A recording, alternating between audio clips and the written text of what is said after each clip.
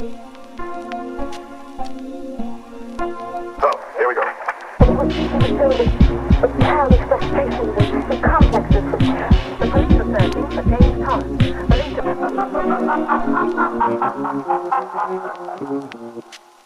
Hello. You're listening to Midnight Movie Gang. It is currently 6:38 p.m. Night Movie Gang. I'm LC, and I'm here with my buddy Joseph. What's up? What's up? And for those of you just tuning in, if this is your first episode, ladies and gentlemen, this is episode 83. Which, by the way, I don't know if you saw, Joseph. Our last episode was episode 82, and we were talking about 28 years later. Oh shit! So when you looked at them, 28, 82. Oh shit! Did you realize that when you were putting it together? I realized it when I uploaded it and I put the episode number in, and I was like, cool. "Hang on, That's perfect. Serendipity. Yeah. Speaking of, we got a comment on our review for it, actually, our short review. Yeah. Wait, let me screen share with you so you can see this intellectual comment. I'm sure it's something very nice. I'm gonna call out this person, Joshua Bonetta. It sucked. It's a terrible movie. Yeah. But then we did get some comments on TikTok though about Frankenstein. People liked our review of Frankenstein. We got some good Hell yeah comments. That's there, a little more niche, you know. It's a little more under the radar, so the real fans come out. Yeah, no, it's that review and like content from that review is getting surprisingly higher. But yeah, because no one talks about fucking Mary Shelley's Frankenstein. That's true. It sucked. I don't like. Can you like give an example of how it sucks, or are we just supposed to take your word for it, having everyone here seen the movie? Can you give me a reason, or you're just telling us we're wrong? Okay, yeah, because we gave a lot of reasons as to why we liked it, so maybe you can give like a reason to why you didn't. The hate comments give us power. Yes. But yeah, so for those of you just tuning in, this is a show where we primarily talk about horror, sci-fi, kind of cult classic cinema. I'd say both these movies fall surprisingly in some cases fall under a few of these categories. Mm-hmm. Rewatching Chronicle in particular, I'm like, there are some parts of this that are pretty kind of dark and tense and and scary, and they definitely both have sci-fi elements. I'd say Akira mainly I would call it sci-fi. Akira is a sci-fi. Yeah, Chronicle is more just like a superhero movie. Yeah, a superhero movie with some emotional, some teen baggage, like a dramatic superhero movie. Yeah, but I assume. Do you want to talk about Akira first? Yeah. Yeah, I feel like that's necessary because I'm going to be comparing Andrew to Tetsuo later. So that's the thing. Yeah. So let's talk about. So what did you know about Akira before watching it? What's your history with this film? Like how do you heard about it in the ether? Yeah, it was it's kind of hard to avoid. I had never seen it before this, but I knew about the good the animation was, the motorbikes, the cyberpunk like inspiration for everything else cyberpunk. And I also knew that it was part of a manga that had like over 100 issues or whatever. Like it was. Yeah, it's an adaptation of an incredibly long story, condensed, which honestly makes a lot of sense.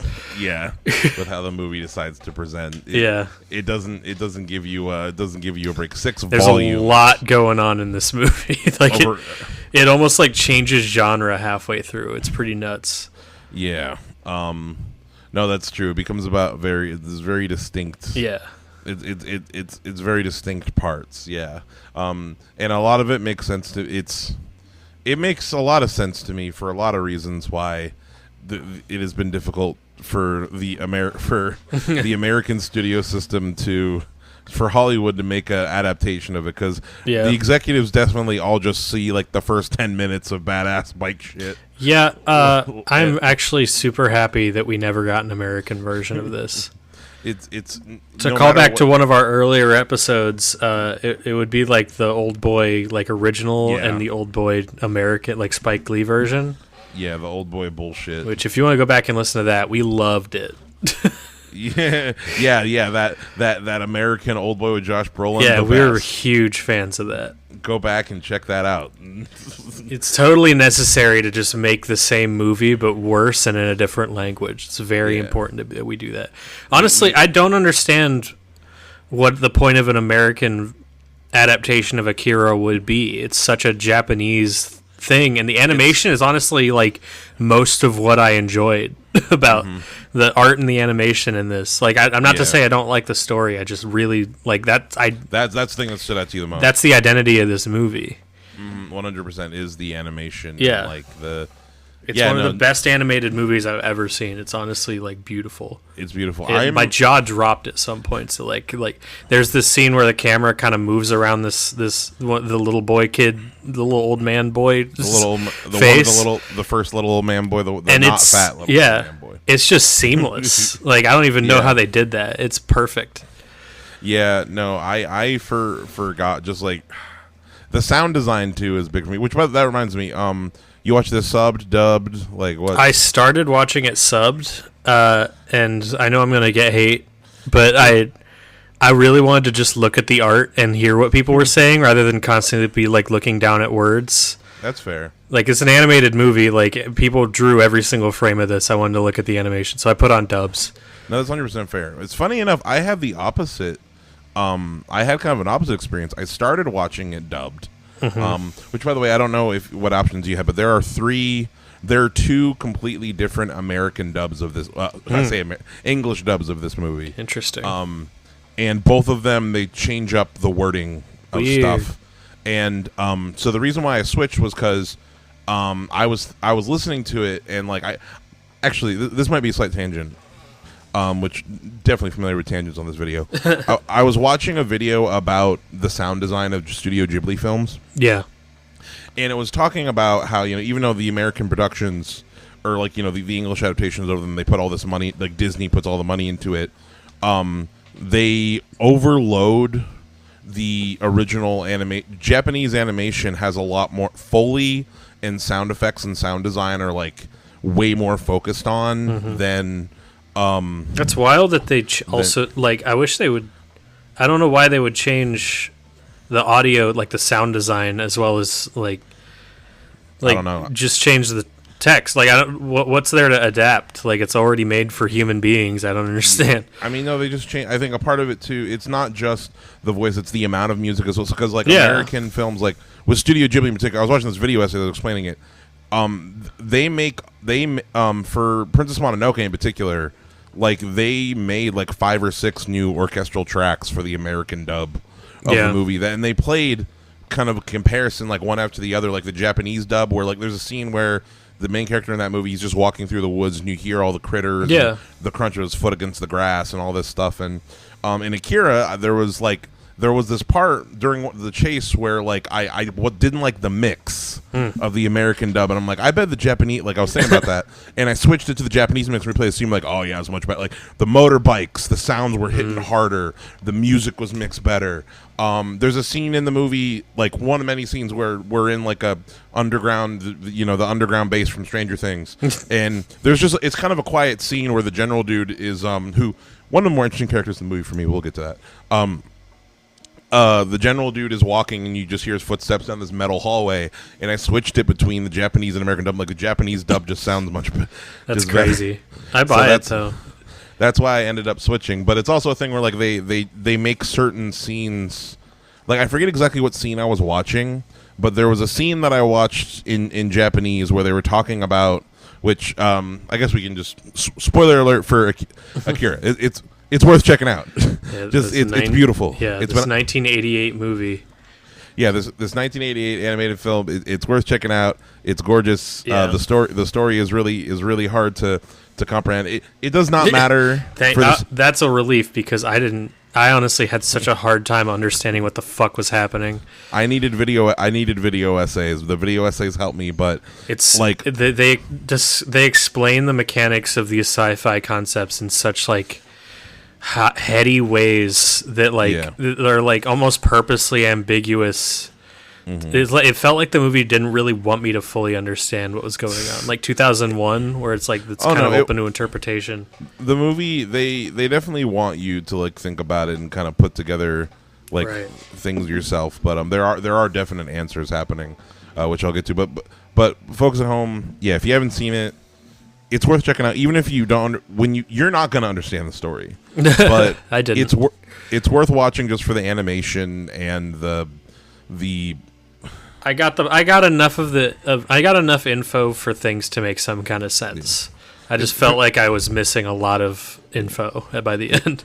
It's worth it for the animation inspiration. Yeah, the animation is gorgeous, and the art. I wanted to just amazing. go make something. I want to make music. Yeah, it's yeah, go for it. Sorry, no, you go ahead. I've been ready. No, it's like super. It is super inspiring watching something like that. I get the same effect with like Samurai Jack and like. It's just so like I just kept looking at the environments that were painted and how detailed. It's like an insane level of detail. Like there's like cigarettes on the ground. There's like conduits on the walls that like run all over the place. It's like that must have taken so fucking long to draw, but like every little detail is so intentional. It's gorgeous.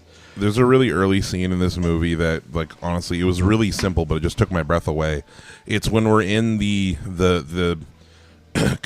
bar of the capsule gang of our main gang, and it's the introduction to Canada, where he's like playing with it's either a jukebox or a video game. Yeah. And you just see like a close up of his hands in front of this screen, and the light. Yep.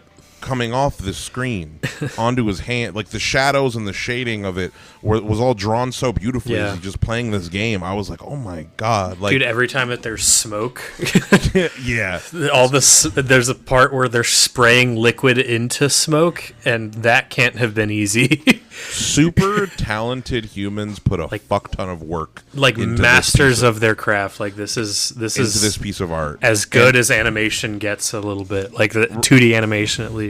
Regardless of how convoluted the story is presented and how definitely crammed you feel like a lot of beats are, it probably could have been a few movies, to be honest. It could have been most of the adaptations of like the live action version. The plan was to split into 2 or 3 parts for most of the. Well, thank God it didn't happen. Yeah, but thank God we didn't get it. Yeah, no, and everyone's talked about like the light trails behind the motorcycles, and it's worth watching just for the animation, but it's also a good story, and the characters are really compelling. Yeah, I really like the characters a lot more this time around. So speaking a little bit about my history with it, I watched it for the first time in high school, and I didn't get it. It was like there's a lot. It seems like it's trying to say a lot about like Japan. And the way that treats youth, and also nuclear, and it's like I said, it's condensing like 6 volumes of manga into one movie. Yeah, no, it's super tough. It's got a lot to say. It ends up saying something about God and the nature of existence too. Yeah, like there was a part of it that was reminding me of The Man from Earth, the sci-fi movie I was telling you about, in terms of, like, I didn't think, after this movie, I'm like, I didn't think I'd be thinking about God this much after rewatching Akira. But now let's break into the kind of breakdown. So, that was another thing, too, is that the English dub in this scene, that's what I was really talking about. The scientist was talking about the character Akira, with, and like before, and he was... And the English dub made it seem way more like Akira intentionally started World War III. Yeah. Like intentionally, like it made the English dub was making Akira seem way more like the quote unquote bad guy. Yeah. Or like the type deal. But it took me so long to even. I know this is like a function of the movie, but it took me so long to even understand what the hell Akira is. He was a little psychic boy. It's like it's a kid. He's a little psychic boy that had too much life juice. I was like, is Akira some like energy source? Like what? He had too many midichlorians. Yeah, he did. So just to break down like the genetic history or whatever. Yeah, there's a scene where Canada, which by the way, Canada is such a... I really liked Canada a lot in the summer because he doesn't give a fuck about all the higher shit going on. No. Like, Canada is just a dude. Yep. He's got a mission. He's trying to like save his friend. Then at one point he's trying to stop his friend. Yeah. And he doesn't really give a shit about all the crazy sci-fi shit going on. No, it's not really. It's not really his interest. Yeah.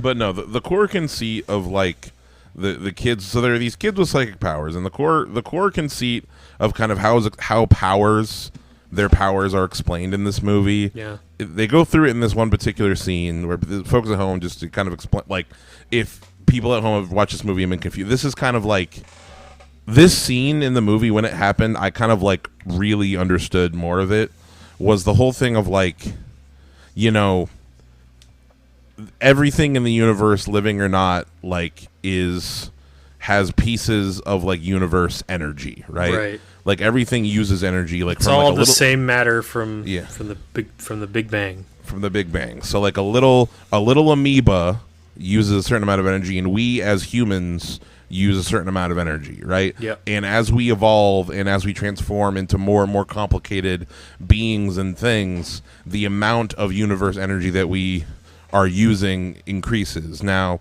what was suggested in the movie is that, you know, everybody has this universe energy in them, but how much are we able to access? And what this movie is saying is that, like, every once in a while there's like a mistake, there's something that happens where somebody, an entity, a thing can access more energy. So like, what the example they use in the movie is, what if an amoeba, like a little tiny one-celled organism, was given the ability to use as much energy as a human being? Yeah. And that comparison from amoeba to human being in terms of like the potential of what a human being can do over an amoeba is the same level that Tetsuo is getting access to in this movie. He's getting whatever we are going to evolve into. And in the case with this movie, you could call it a god, you call it like a higher being, whatever. Yeah. That's what he's turning into. And the movie, and we're just skipping to the end of the movie here, just in terms of like what happens. Yeah. But the whole thing at the end of the movie with him going to the other dimension, and you seeing like a Big Bang happen, like a new universe being created. Tetsuo has become another universe because he has evolved. So what it's saying is like, this is how this movie is saying that, like, this is how universes are created. This is how life is created. Is that like life just evolves and the energy just becomes so much that it has to like explode and spread out. Yeah. As far as, and as it coalesces back together, the energy coalesces back together, it'll create like eventually, and that's just how it works.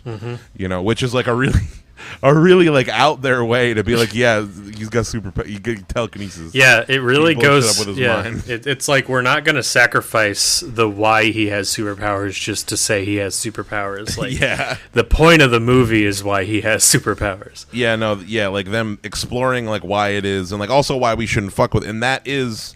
I mean, that is the allegory for the atomic bomb right there. Yeah. Is the fact that like we as humans are fucking with something that is way beyond us. And you know, like that's where that lies. You know, and it makes sense to me like why you couldn't really do that in an American adaptation. It's about Japan. Yeah, it's about Japan, and it's about these effects, and it's about like, you know, rebuild. Yeah, but anyway, what was I getting to there? But yeah, no, that's like the core of what's going on in the movie, and I didn't get that when I was a teen. No. You're just like, oh shit, he's so cool, he's got superpowers, he flies around, and then he just destroys that tank. Yeah. But no, the movie opens with a little flashback. It's 1998. And Tokyo, the original Tokyo, is destroyed by something. The movie opens with a big explosion. Yep. We don't know if it's a nuke. We don't know if it's a whatever. Then we flash forward to the distant, far-off year of 2019. Oh, God. Remember 2019? Yeah, remember when that shit, the big flesh monster showed up in Japan in 2019? I wish. That was crazy. Yeah, I do remember that. Yeah. It was all over the news. And now we're in Neo Tokyo, because as soon as if you blow up a place and rebuild it, it's Neo. Yep. Neo New York. And it's the whole place is a piece of shit. I'm pretty sure it starts off with like kind of just going through the city and seeing how like dirty and awful, but really cool. This is my favorite part of the movie, is this first part, as you probably would have been able to predict. That's fair, because I love this aesthetic, and this is a pioneer of this aesthetic, and honestly, like, it just nails it right off the bat. And it hits different in animation. I was watching this, and I'm like, I've seen this aesthetic so much in movies. It's the level of detail, I think. Yeah. It's the line work, it's the color, it's the complete control over what you're showing. You know, live action has its limits, and especially had its limits in 1988, but this is, you can create a whole world Yeah. And they do. It feels lived in. It feels like you're just looking into like another world. Yeah. Like it's fully realized and fully detailed. Yeah, no, it's really just even as simple as like when we're in this bar, like, or there's a shot in this fucking movie where like it's like in the afternoon, the sun is setting, and we're like going through traffic, and we see like the front. There's like a cab driver, and we're looking at him through his windshield, and you just see trash on his windshield, and it's the most beautiful looking trash. It's so well done. I was looking more at the backgrounds than the foreground a lot of the time because of just. I was like, "Ooh, look over there. There's a lot of trash piled up over there. Ooh, I wonder where that wire's going." I definitely say that this is a movie. I honestly kind of want to watch it again soon because I feel like this is a movie that you can get. It's really dense in a lot of ways, and you can get a lot of shit from it from like keeping on watching it. Yeah. No, there's I could watch this a few more times. It's super condensed. Like I feel like I missed a lot. Yeah. The details are just incredible. We get quickly introduced to the Capsules bar. The Capsules is the gang, the main gang that we follow. Of kind of they're basically just like a bunch of biker teens. They're all orphans. We kind of like they don't directly say, but like later, like we see a flashback to like the orphanage. But like basically, they're just these like loose, really, poverty-stricken kids who like do crime because there's nothing else to do. The city's super dilapidated. Like it's the best kind of cyberpunk where it actually leans into how grungy everything is. Like it's really run down, and it's like the school that they're in is also just a shithole. Like there's like garbage everywhere. Windows are broken. There's like graffiti all over the place. Kids are breaking shit like constantly. Yeah, because it's like what else are you gonna do? Yeah, in this kind of environment. Breeds crime. That's just what happens. There's a scene later where Canada's trying to hit on what's her name, and he's like, "Come on, won't you hang out?" And like behind him, an explosion happens. Yeah, that has nothing there's to do with constant explosions happening in this city. It's like almost every other scene. You know what I was getting big vibes of in this opening. So like when they start, after they get on their motorbikes, especially because when the music kicks in. Yeah. Which, by the way. Yeah, so they go out to get on their motorbikes to go fight the Clown Gang, which the Clown Gang is their main rivals. Yeah. And the sound and the look of these bikes revving up, man. It's so sick. And like the light, like the sparks the light coming trails, off the wheels. It is pure vibes. There's a reason this is the part that you hear the most about. This is the part I heard. This is the only part I heard about with Akira. I thought it was just like a cyberpunk. I thought it was a cyberpunk city story, but it's a lot more than that. But there's a reason this is the part you hear the most about because this is the most like visually arresting for me. I think because I'm also the least confused at this part of the story. If they ever do, God forbid, if the live-action American Akira adaptation ever happens, like this is the only section of the movie they're going to show in the trailer. Oh yeah, because this is going to be part one. The whole movie's going to be this to get people interested in the next two. They're just going to expand it into more and more and more. It's going to be some Dragon Ball Evolution shit for sure. Man, they would fuck it up. That's what I'm saying. There's literally... I would love to hear anyone justify why we would ever need an American adaptation of Akira. I just cannot understand it. For real. One second. I wanna look a little bit at the so it has its own page. Is this movie that doesn't exist? This movie that doesn't exist and never existed. So the first Warner in 2002, Warner Brothers had the rights for Akira for a long time. Actually, up until this fucking year, their rights expired this year. They've tried up until this point to make an Akira movie. The first attempt was going to be from Stephen Norrington, the director. The director of the original Blade, friend of the show. Yeah, friend of the show, Stephen Norrington, because he also worked on League of Extraordinary Gentlemen. Indeed, he was the director of League of Extraordinary Gentlemen. He was all set to direct Akira and starting pre-production on Akira. The League of Extraordinary Gentlemen and Blade guy. That's who they wanted to make Akira. Yes, that would have been ass. Blade, I understand. Blade, to some extent, I understand. But the failure of League of Extraordinary Gentlemen, they took him off. They put the project on hold. They're like, nope. That was a right call. rare right call from the studios. Yep. Let's see. Another one, Runari Robinson, who I looked up, Irish filmmaker. He's done some like stuff for like Sci-Fi Channel and TV and shit. No. In 2008, this was the second attempt. His plan was to split it across 2 films.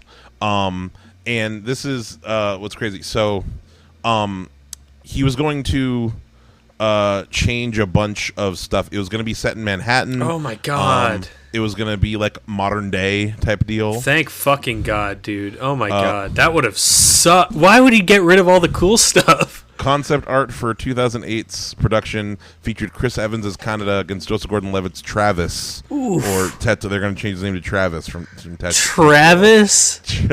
And Chris Evans is still just Canada. Yeah, Canada. Canada. The Hughes brothers. Why would you set it in modern day? Let's take out one of the most interesting things about this movie. and set it in modern day. The next attempt in 2009 was by the Albert and Allen Hughes brothers. They're most well known for the Book of Eli. From Hell. They were going comic adaptation. They were trying to make that version was going to be PG-13, which that's another thing too. This movie's rated R. This movie is very R-rated, which I also didn't know until going into it and being kind of shocked. Yeah, no. Up until the scene where like the girl gets her shirt ripped off, I was like, "Wait a minute!" What? Yeah, well, it starts and then you see a piece of graffiti that says "fuck" and you're like, "Oh, okay." And you're like, "Whoa!" They're gonna hit break. It's a 420 friendly show for us. Yep. But yeah, so in 2011, versions of this Akira script began to surface online. This is the craziest thing. The setting was going to be Neo Manhattan instead of Neo Tokyo. Canada and Tetsuo are going to be siblings rather than childhood friends. And it was going to focus more on the gang's drug use, trafficking of drugs. So yeah, it was definitely going to focus on the more. Thank fucking God that they saw the writing on the wall and pulled the plug on this piece of shit. A full script from a different draft than the casting sheets leaked online that year later, though it was unclear. So. A lot that of would have been trash. Like, I know it was probably an early draft, but like Canada and Tetsuo were going to be in their early 30s and no longer bikers. Are you for real? Akira was a murderous evil child comparable to a horror villain. They weren't even going to have the bikes. Nope. And what is the point of this adaptation? You're changing the meaning, you're changing the setting, you're changing the characters, you're changing every cool thing about it, but somehow it's still an adaptation of Akira. Yeah, and you know what's funny? I'm reading here. So it was going to use 9/11 as its like core thing because I was like a thing. But New York. Yeah. But fucking no, like you can't compare. So they could be listening. But fucking So the next adaptation, 2011, Jimmy Colette Sarah. I don't know, what did this person do? This person directed House Black of Adam, Wax, Jungle Cruise. Yep. Okay, so that makes sense. So he made a lot of movies I haven't seen, and Orphan. He made a lot of mid-ass Yeah. like studio movies. Yeah. Was what this guy Sad. did. Yep. Oh yeah. So James Franco, Robert Pattinson, Keanu Reeves all read for Canada. Okay. Robert Pattinson, interesting choice. Paul Dano, Alden Ehrenreich, and Toby Kebbell were screen tested for Tetsuo. Gary Oldman was offered the role of the Colonel. I bet he passed. Good pick. During this interim period, George Miller was offered to direct the film but turned it down. Jordan Peele was approached. George Miller might be the only person mentioned here that I would even have like a slimmer of hope. Like I would like even remotely like he could get the closest. Yeah, he would. He's the most hopeful choice here, but I still wouldn't be excited about it. Yeah, because he's pretty far right. Yeah, true. So I think you would miss a lot of the point. Yeah, you'd miss a lot of the politics. Yeah. But yeah, September 2017. This is the most recent version. Taika Waititi was in talks to direct. He was confirmed to direct. That would have been interesting. It would have sucked, but it would have been interesting. Yeah, but the main thing with his plan was that he was 2017. They're still fucking trying. They're not anymore. By 2020. After Thor: Love and Thunder. It's like a curse. They pick a director. The director makes a shitty movie, and they like maybe not Akira today. Maybe we shouldn't. And 2025, Warner Brothers failed to renew the rights to the live-action film. The rights returned to the Akira manga publisher Kodansha. And basically, I've made my opinion on this matter clear, especially talking about like The Last of Us. Uh-huh. I I will never ever understand the impulse to make a live action. How to Train Your Dragon's a good example. To make a live action adaptation of an animated movie. Yeah. Part of the appeal of an animated movie is the fact that it's animated, and when you're making a live action movie, you're inevitably going to have to cut back and make it less interesting. And the impulse, like, I've never heard a good justification for the impulse of, like, well, now we can make it into a real movie, like, for serious, like, animation isn't like harder to do than fucking filming something. It's a particular pressure point for me for some reason. It's very frustrating because I just can't see the logic of it. It feels very betraying. It feels disrespectful a little bit to the format. Yeah. Especially because like when it comes to animation in particular, like, you know, it's still film. Yeah. It's different from like adapting a book or adapting a comic, or like it still has all the strengths of filmmaking. It's more like at all times that you're looking at the screen, you're looking at somebody's art that they slaved over. It's no, I don't understand what makes live action more appealing, is I guess my point. Yeah. No, it feels like a betrayal, 100%. Yeah. Back to the plot a little bit. So basically, Tetsuo is like a little nebushy kid in the gang who he's checking out Kanada's bike, and Kanada's like, "Fucking get out of here, Tetsuo." But I would ride the bike. I mean, me. And Tetsuo, you know, he's the runt. Yep. But yeah, while they're riding the bike. Oh, I want to mention the music in this scene. I don't know how much you were paying. There's this like track that comes back. It comes back later in the movie when Tetsuo's turning into the big flesh baby. Yeah. It's like this like jungle. This is what it reminded me of. Like as they were going through, it was this track like with drums. It was going doo-wah, ooh-wah. Yeah. The music in this movie's nuts. And it sounded so tribal. And you know what vibes I was getting, man? What? Predator 2. Yeah, kind of. Yeah. I was feeling urban that jungle. Like, the real urban jungle, like these just motherfucker tribes running around everywhere. Yeah. You know, it had that kind of, and I was thinking about Predator 2 the whole time during this. Speaking of, I don't know if this is an American dub thing, but there's a lot of silence in this movie. Mm-hmm. This movie uses this movie isn't. It's not concerned with like hyperstimulation with music and sound. Like there's a lot of like just pure silence while things are happening on screen. It might be an American dub thing. I mean, for me, I think the parts that maybe were just silent, maybe parts that they just used more fully in the Japanese dub, because for that's definitely something that, like, there isn't as much of a focus on music as there is in like American filmmaking. Like definitely. Yeah. In the Japanese dub, I don't recall. I remember specific musical cues and key moments like this, like when things are really amping up. But definitely during the quieter moments, there being no score is a big deal. But I think it might be a worse case in the English dubs, probably. But then again, I haven't listened to them. I'm a slow reader, people. I'm sorry. I want to go back to look at the pretty pictures. The older, also it's funny because the older, I don't know how to describe it, the older dub, because there's two English dubs. There's like one from the late 80s and there's one from the early 2000s when they did like a DVD remaster. Mm-hmm. And the 80s one sounds like an old anime. I don't know how to describe it. Interesting. Like it sounds like the way it's recorded, or yeah, something about the way they're recorded, like how fried it is, but also like the cadence of how people are talking. Like it sounded so, it's over 9,000. Like everyone's talking like specifically an old anime. Yeah, I'm not sure which version. It was just the one on Crunchyroll. Yeah, I promptly canceled my subscription to. I'm sorry. That's all good. We're not trying to get Crunchyroll. We're trying to get Tubi. Yeah, that's true. Tubi, step out. That reminds, unrelated, it's the Criterion sale is happening. I got a fuck ton of Criterion Blu-rays the other day. Nice, hell yeah. I got Night of the Living Dead. Oh, sick. Excited. What I'm most excited for though is The Wiz, just 'cause I like the cover. Oh, that's awesome. But anyway, so they're riding their bikes. It's all crazy. Tetsuo. We cut to there's a little old man baby kid. Yep. Being led by an adult man with a gun. A man shoots a dog in front of a lot of people. Shoots two dogs. They shoot the fuck out of a dog. I remember seeing that and be like, whoa! It's sad. It's violent. This is also that like evening scene. The sun's going down and the colors just are gorgeous. But blood is super red. Yeah. The cops, like the military, is chasing after this dude. And they shoot the dude who's helping the child, and the child freaks out, screams, and like, shit, because this kid has powers, because telekinesis is happening, but we don't necessarily know. And fades out of existence.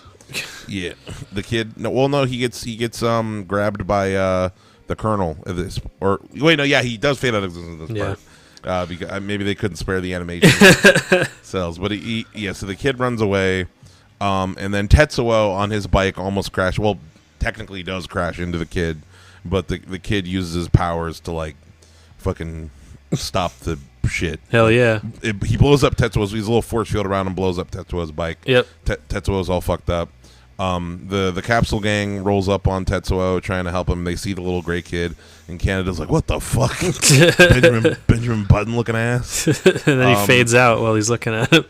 And then the military comes in, and we get introduced to I guess the character is just called the Colonel. Yep. I don't remember him having a name. Colonel Shikishima. Oh yeah, there's a whole fucking coup in this movie I forgot about. Yeah, no, it fucking took me off guard at the end when because the whole thing is like he goes to like the city council or whatever, like the government or whatever, and he just totally ignores their order. Like they tell him to not go pursue Tetsuo at the end, and he's just like, no, fuck you. And he seizes control of the government. He really does. He's just like, no, fuck y'all. It's like wild. We gotta do what needs to be done. Yet another thing the movie's about. I didn't. Yeah. Yet another political thing. But the sun gun, we're gonna the sun gun. That shit was insane. I'm just like looking through the soul gun thing. I was like, we'll get to it. So the government guys, the military takes Tetsuo and takes the little gray skinned kid up in the helicopter. Oh, and then there's a fat gray skinned kid who they have a little who hovers around in a little chair. That gray kid and the other gray kid have a little Star Wars Last Jedi psychic Zoom call. That's true. Yeah.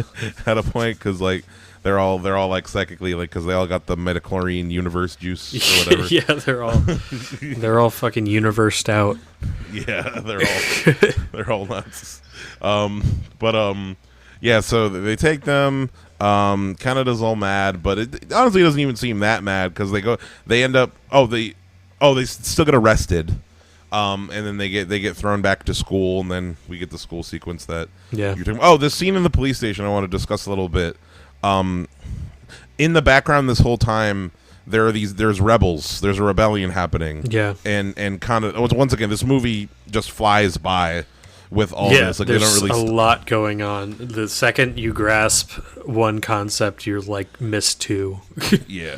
But there's this rebellion happening, and there's like a cute girl that is like one of the rebellion girls who's her name is Kay. There's two girls. There's Kay.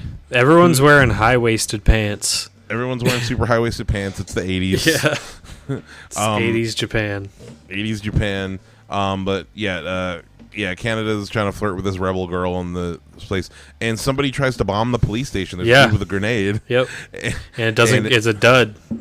It's a dud. It sparks for a second. There are so many characters in this scene, by the way, like moving around and doing stuff. Like that's true. It's a whole hallway packed full of such a crowded environment, which is super impressive to look at. Packed full of cops and gangsters and stuff. Like so many. There's like a lot of movement and action going on. Every frame has so many moving parts. I think I read that the movie is like a lot of hand drawn animation is drawn at a lower frame, but this movie is like drawn at a full 24 the whole time. It's insane. It's so fluid.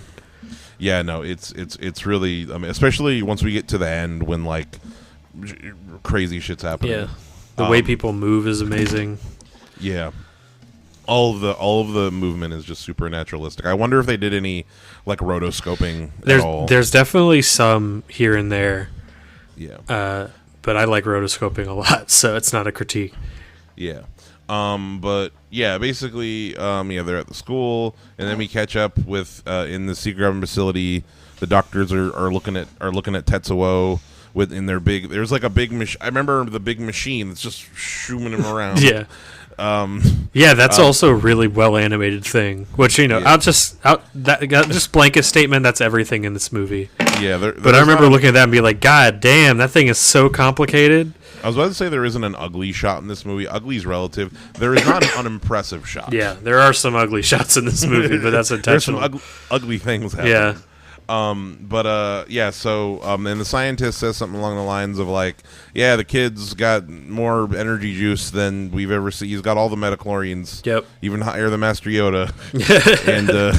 And then the only explanation we get as to like how Tetsuo's powers were activated is that his encounter with the other psychic child, which the Wikipedia calls them espers. Yeah. These ESPers. ESPers, espers, whatever. Espers. Probably something from the comic. I'm just going to call them telekinetic grade old man babies. Yeah, that's a lot more efficient. It's probably called something cooler in the fucking Blade Runners. Yeah. Replicants. Precogs. But yeah, precog. Yeah. So that's Tetsuo's encounter with the other one is what quote unquote activated his powers, and like he has always had all this much energy juice. It just needed to be activated. Is like what the movie is trying to imply. They found their boy. Yep. And one of the love interests, I forget, the rebel girl also has a little bit, which is why it's explained like in the comic or whatever. They don't, but like because later in the movie she gets possessed by the old woman baby girl, psychic girl, because. Kanada's the girl he's interested in is also a little bit energy juiced, but not nearly as much. Yeah, enough to be a conduit.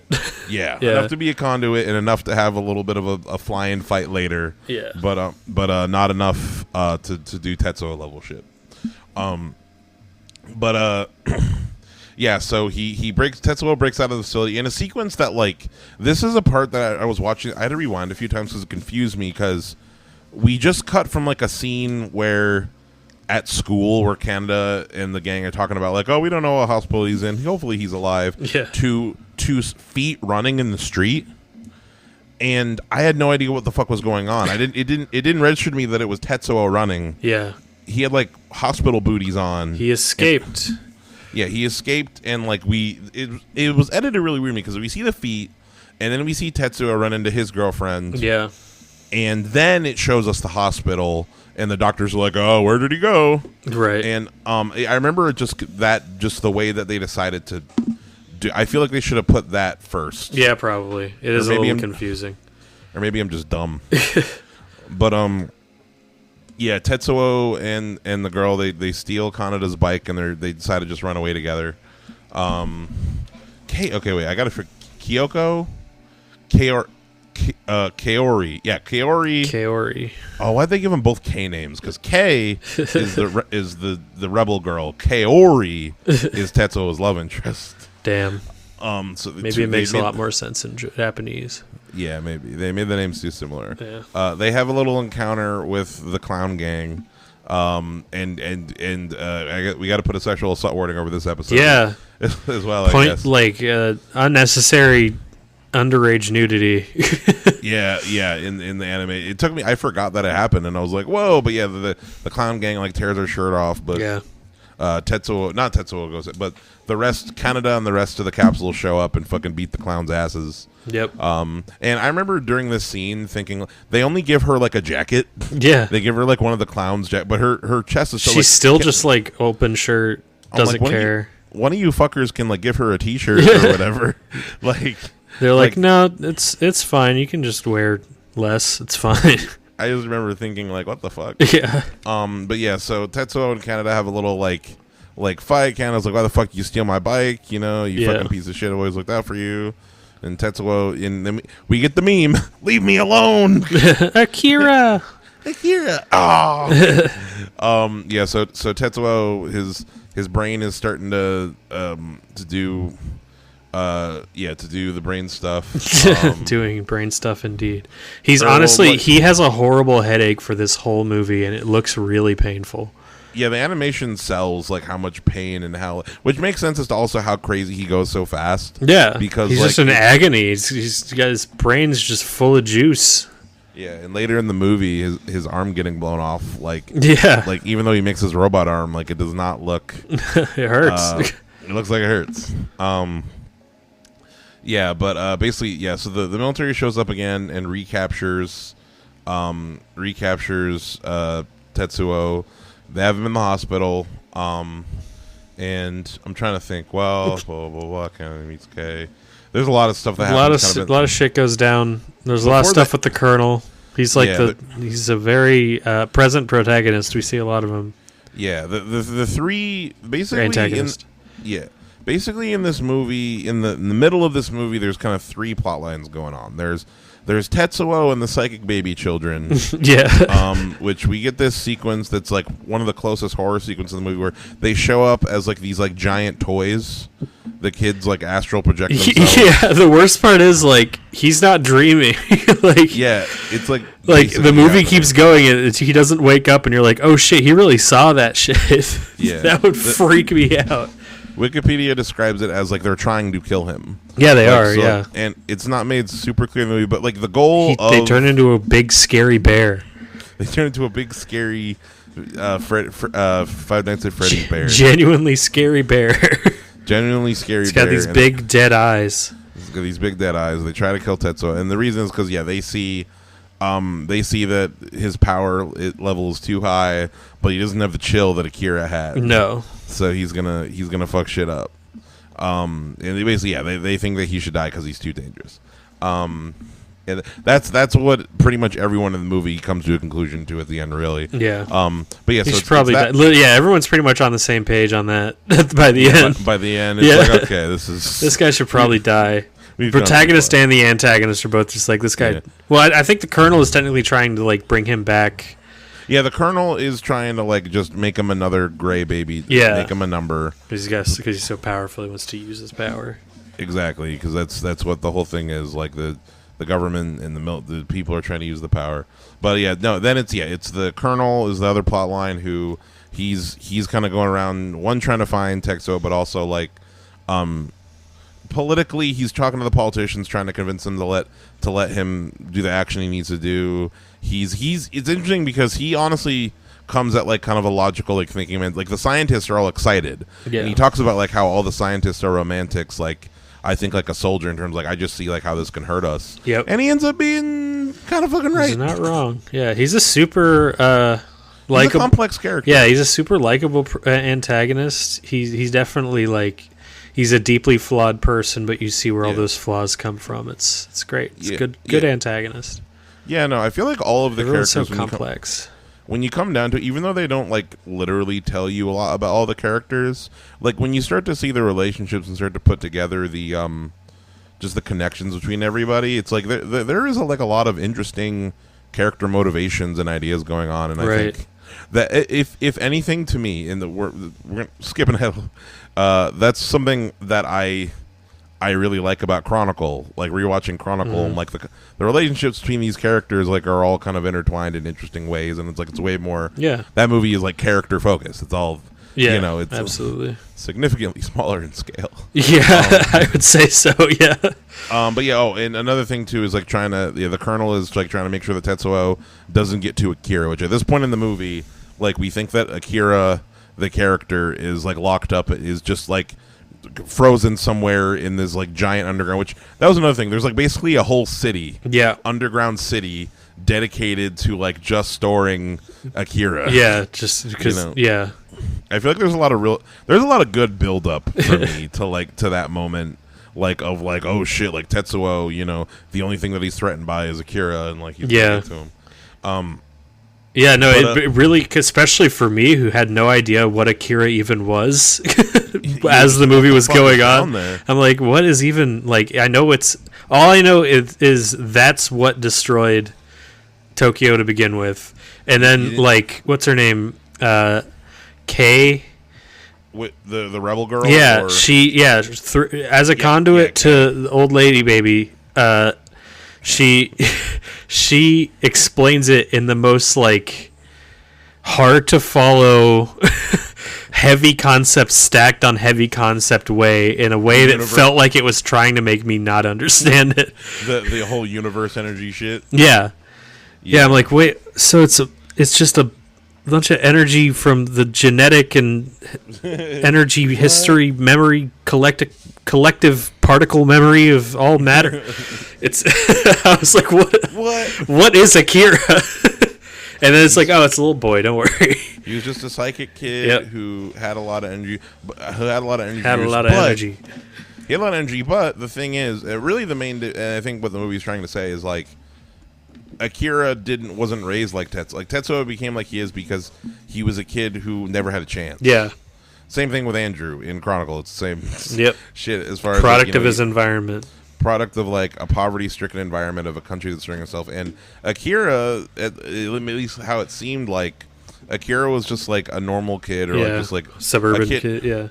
A kid who did not have the inherent rage. Basically the inherent rage to like cause destruction, or the inherent want to do so. And that's really kind of like the key difference. So the Tetsuo universe is going to be fucked up.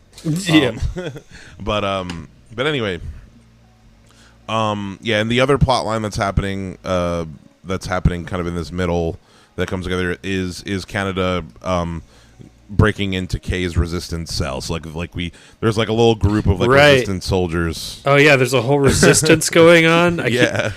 God, I forgot so much about this movie already. And another, that's why repeat viewings is required. Yes. I wouldn't even. But another thing that is happening, this isn't a plot line, but it is something that becomes important later. There is like a cult. So like there's like a cult element of people who live in the city, which is another thing. Yep. Of people who think that Akira, or treating Akira like a messiah, and who are saying like the return of Akira will like bring about will cleanse the world or whatever. Like there's a cult around Akira happening.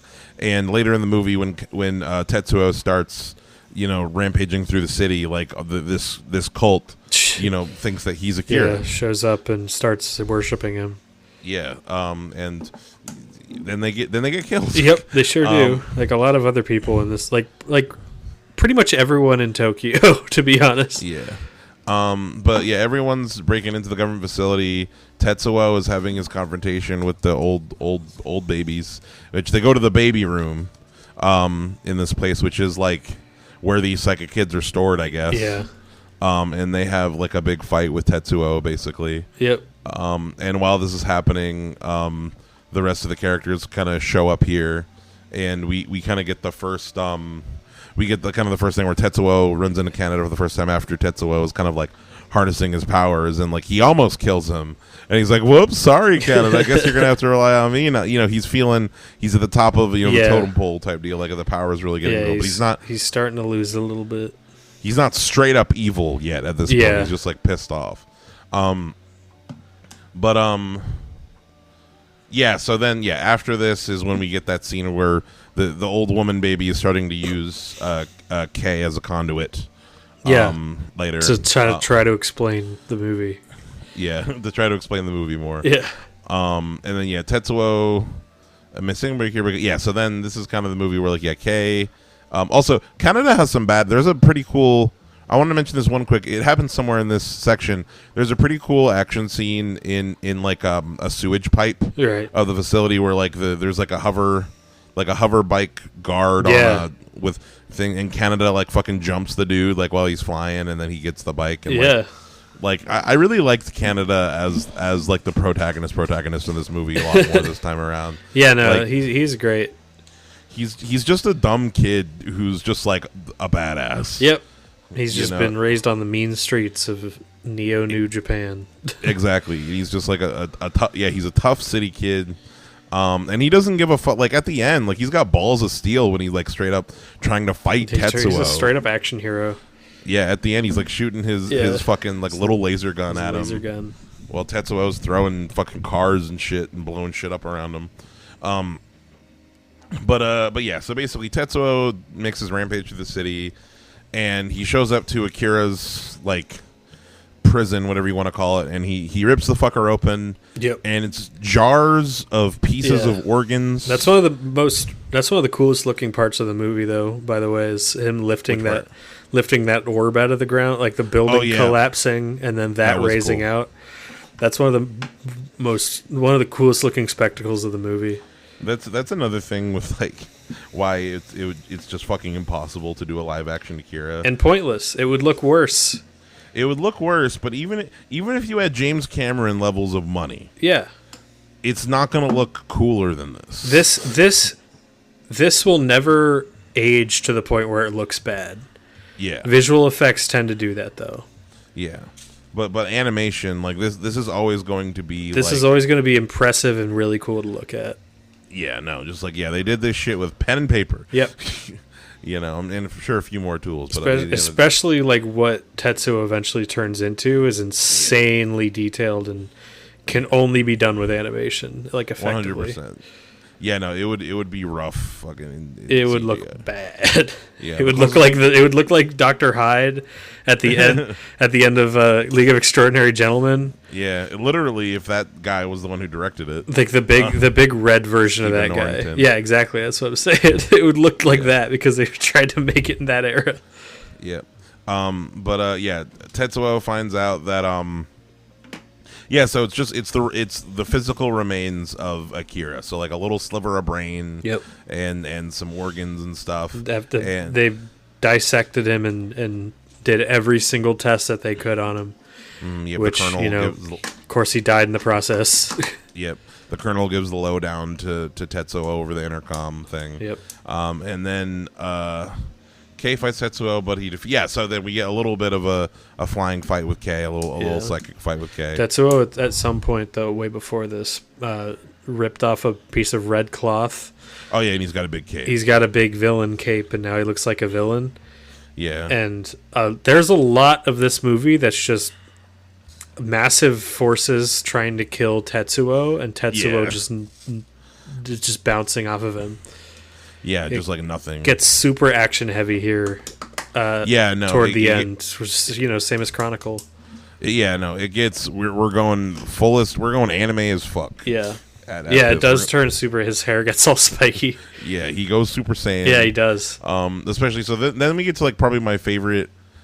I love this shit. They talk about like, well, we need to give the coordinates of Soul. That's what the things. Yeah, the Soul. There is a big sun space laser. Yep. That they fire at Tetsuo, and the first time they fire it at him, it's a really cool effect because you see basically like this purple area of light of circle like really quickly zoom in on like a range of like 20 feet. It's so fucking cool. And it just goes zoom and like superheats, puts all of the sun's like heat and energy into one spot. And that first time it just pisses him off. It pisses him off. It burns off Tetsuo's arm. It like eviscerates his arm.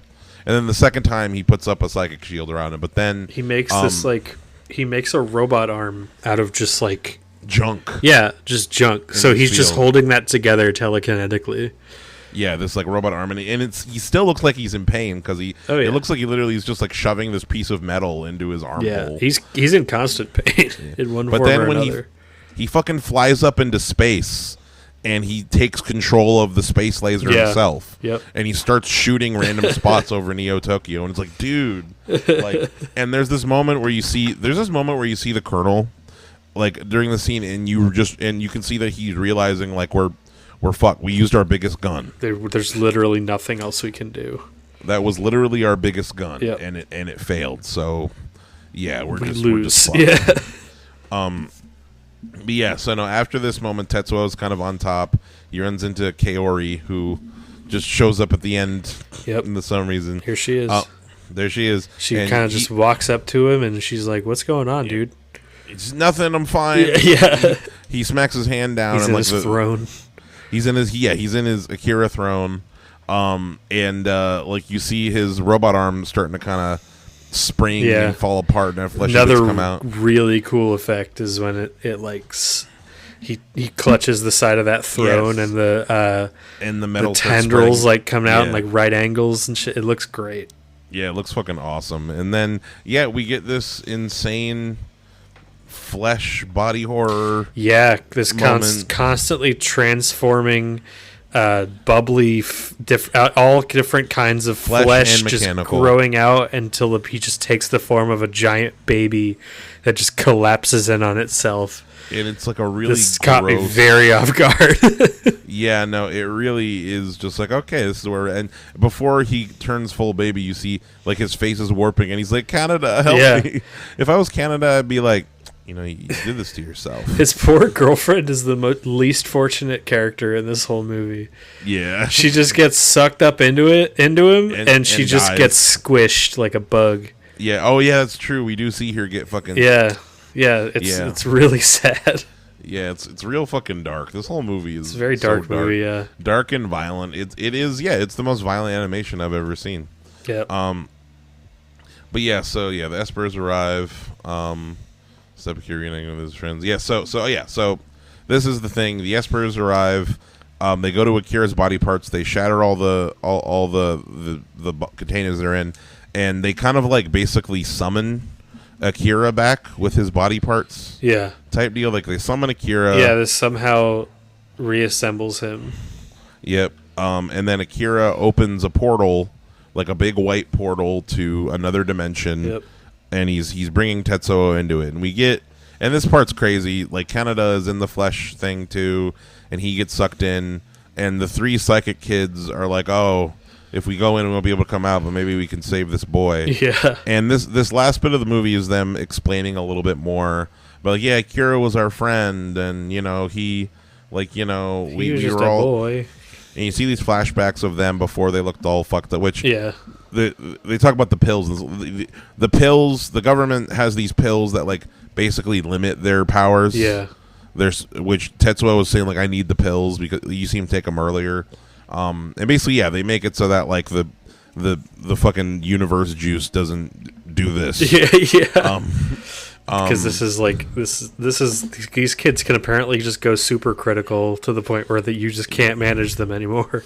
Exactly. And yeah, these three kids, they go in. We get some flashbacks before they look fucked up, and like, yeah, Akira, he's just a cool kid, he's whatever. He had stony eyes. Yeah. He was stoned the whole time. Good for him. But fucking yeah. So yeah, reuniting with his friends, Akira creates singularity, drawing to the yeah. You see another flashback of Canada and Tetsuo when they were like little kids, and you see the start of their relationship.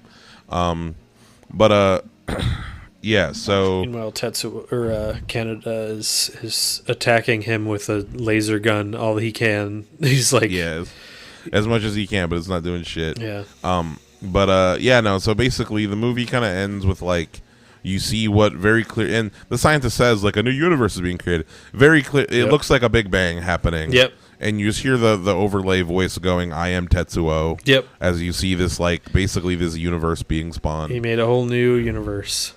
And that's the end of the movie, and it's a lot. This movie's a lot. Yeah, there's a lot going on. It feels like I said, it feels like a giant manga condensed down into 2 hours of film. Yeah, it's really it's feels like a lot was cut out. Yeah, it feels like a lot. There's definitely like I'm excited to. There's a lot of special features on my Blu-ray. I'm excited. I need to hop into, but. Yeah, no, it's so yeah, after rewatching it this many times, now that I kind of understand like what it's trying to say, I do like the story. Yeah. It's definitely not it's not approachable. No. There are things they could have done, things they could have cut out to like I feel like if you were going to cut anything, maybe cut out like the Resistance plot line. Yeah. Or something, but like it's so dense. I felt kind of dumb watching it, but I don't think that's a critique. I think it's just worthy of multiple viewings. Yeah. I think that but yeah, it's worth it just to watch for the animation alone, really. Yeah. Like even if you watch it and you're like the story's fucking stupid or like right. I don't know, whatever. It's whatever. Still just you'll still enjoy it. Yeah, you'll still just like the anime. You could put it on mute, smoke a fat bowl, and just like watch the visuals. Yeah, exactly. It's just watching masters at work. Yeah. But yeah, no, and it's gonna be. We'll see if down the line, if it's since 2017, it's been pretty dead. This live action Akira adaptation, but maybe we'll see if it ever still happens. There's always a chance. We're getting a fucking Skibbity Toilet movie, so God knows. Anything can happen. I hope it doesn't happen. But, me too. But hey, we already have a live action Akira remake, and it's called Chronicle. Chronicle. Before we talk about Chronicle, what's your prop from Akira? This might be difficult. Well, I'm gonna be an asshole and take the bike because I know it's the most obvious choice ever, but it is the coolest thing in the movie. I want Tetsuo's metal arm. That's like, pretty cool. In like a glass case, like Terminator 2. That's pretty cool. With like the arm in the glass case. Yeah, I like that. That's what I want. I wonder if anyone makes that on Etsy. That'd be cool. Definitely some figurines for sure. But yes, there is a or what people on the internet call like the closest. This is as close as you can get. Yep. To as far as it's clearly influenced. Yeah, there's definitely even down to like the costume is at the end. Andrew and the bandages. Like, yeah, no, you're definitely you're stealing Tetsuo's flow here. But yeah, no, it's as close as you can get, and I think a lot of it is because of how stripped down it is. But yeah, tell me about your history of the Chronicle. You said you saw it back in the day. Yeah, I watched it. I watched it for screenwriting class. Oh, interesting. Because I was writing it wasn't really a superhero story. It was more like a vigilante story. Mm-hmm. But the guy was like, "All right, well, here's a series of movies for you to watch." One of them was Chronicle. And I didn't know that. What I did, and written by Max Landis. Yeah, sorry everybody. But I honestly wasn't a big fan of it when I first watched it. I liked it more this time. Mm-hmm. I'm still not like a super fan. There's still like some issues I have with it where I'm not like it keeps it from being like super interesting to me. Mm-hmm. It's a weird turn after Akira. It is, yeah, that's true too. I watched it not knowing anything about it, and then I finished it, and I was like, okay. And then watching it again years later, I like it a little bit more. I think I can appreciate it more. Not being a kid.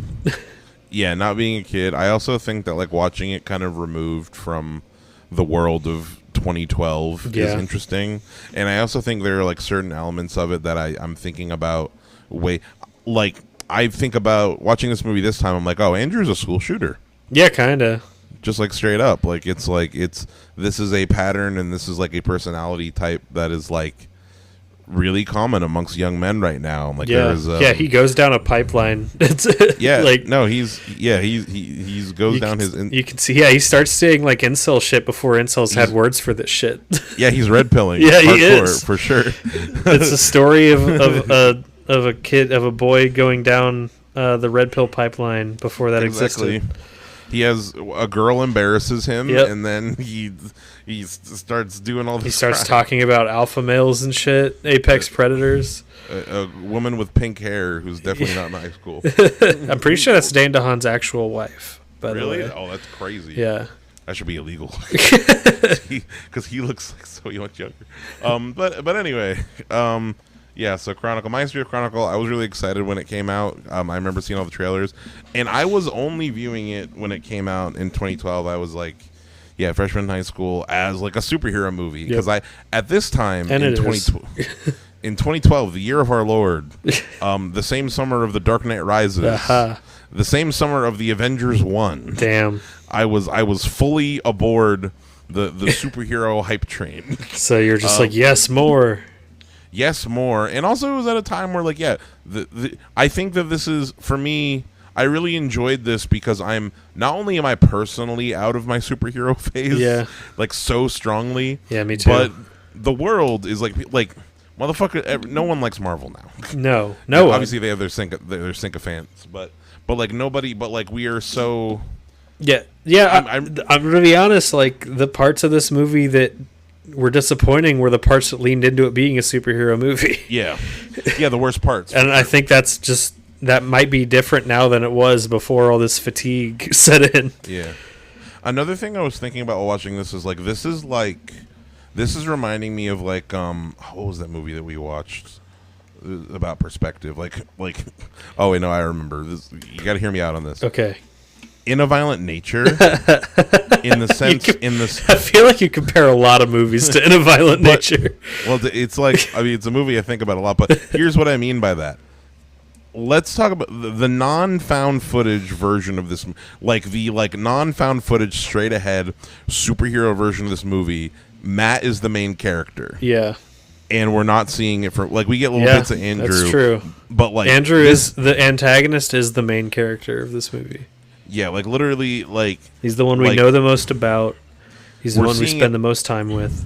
We're seeing it all through not just his eyes, but like how he specifically chooses us to see it, because 99% of the time it is, it's through his camera and where he decides to put the camera, and the motivation of it. Like we're really seeing it fully through, and like the normal movie of this movie, we're following Matt, and we're going on his date with Casey, and we would jump back to little bits of like Andrew and Steve. This movie's honestly not all that interested in Matt, to be like Matt's the worst of the three anyway. He's the least interesting person in the movie.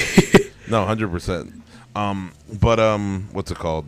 But yeah, no. So viewing it now, removed from all the like the superhero-ness of it, I was taking it in way more just as like just a story about loneliness and a story about like young men. Yeah, and also that's another thing too, is like when I was a kid, some of the more assholey things that they did, I was kind of like, well, why would you do that? Like that's. But now I watch. Yeah, but now as an adult, you're like, oh, this is what teenage boys are like. This is exactly what fucking teenage boys would do. Yeah, no, just like it. Yeah, I saw it, and I'm seeing it with just new eyes. But anyway, let's bring into the plot of this. Shouldn't take nearly as long as Akira. Yeah, it does feel weird praising this, by the way, because of who wrote it. Max Landis. Yeah, I know he has a lot of controversy. I mean, I'm always for like judge the art, not the artist. Yeah, I don't even remember what his controversy. But I do just want to acknowledge that guy's a piece of shit. Oh yeah, no, you're looking at his Wikipedia. Yeah. He's a piece of shit. The main other thing, so the main other work I'm familiar with him with, and another reason why, how do I put it? I don't know. I'm not super familiar with his controversy. I'm just thinking about like his work and how I think his work relates to this film.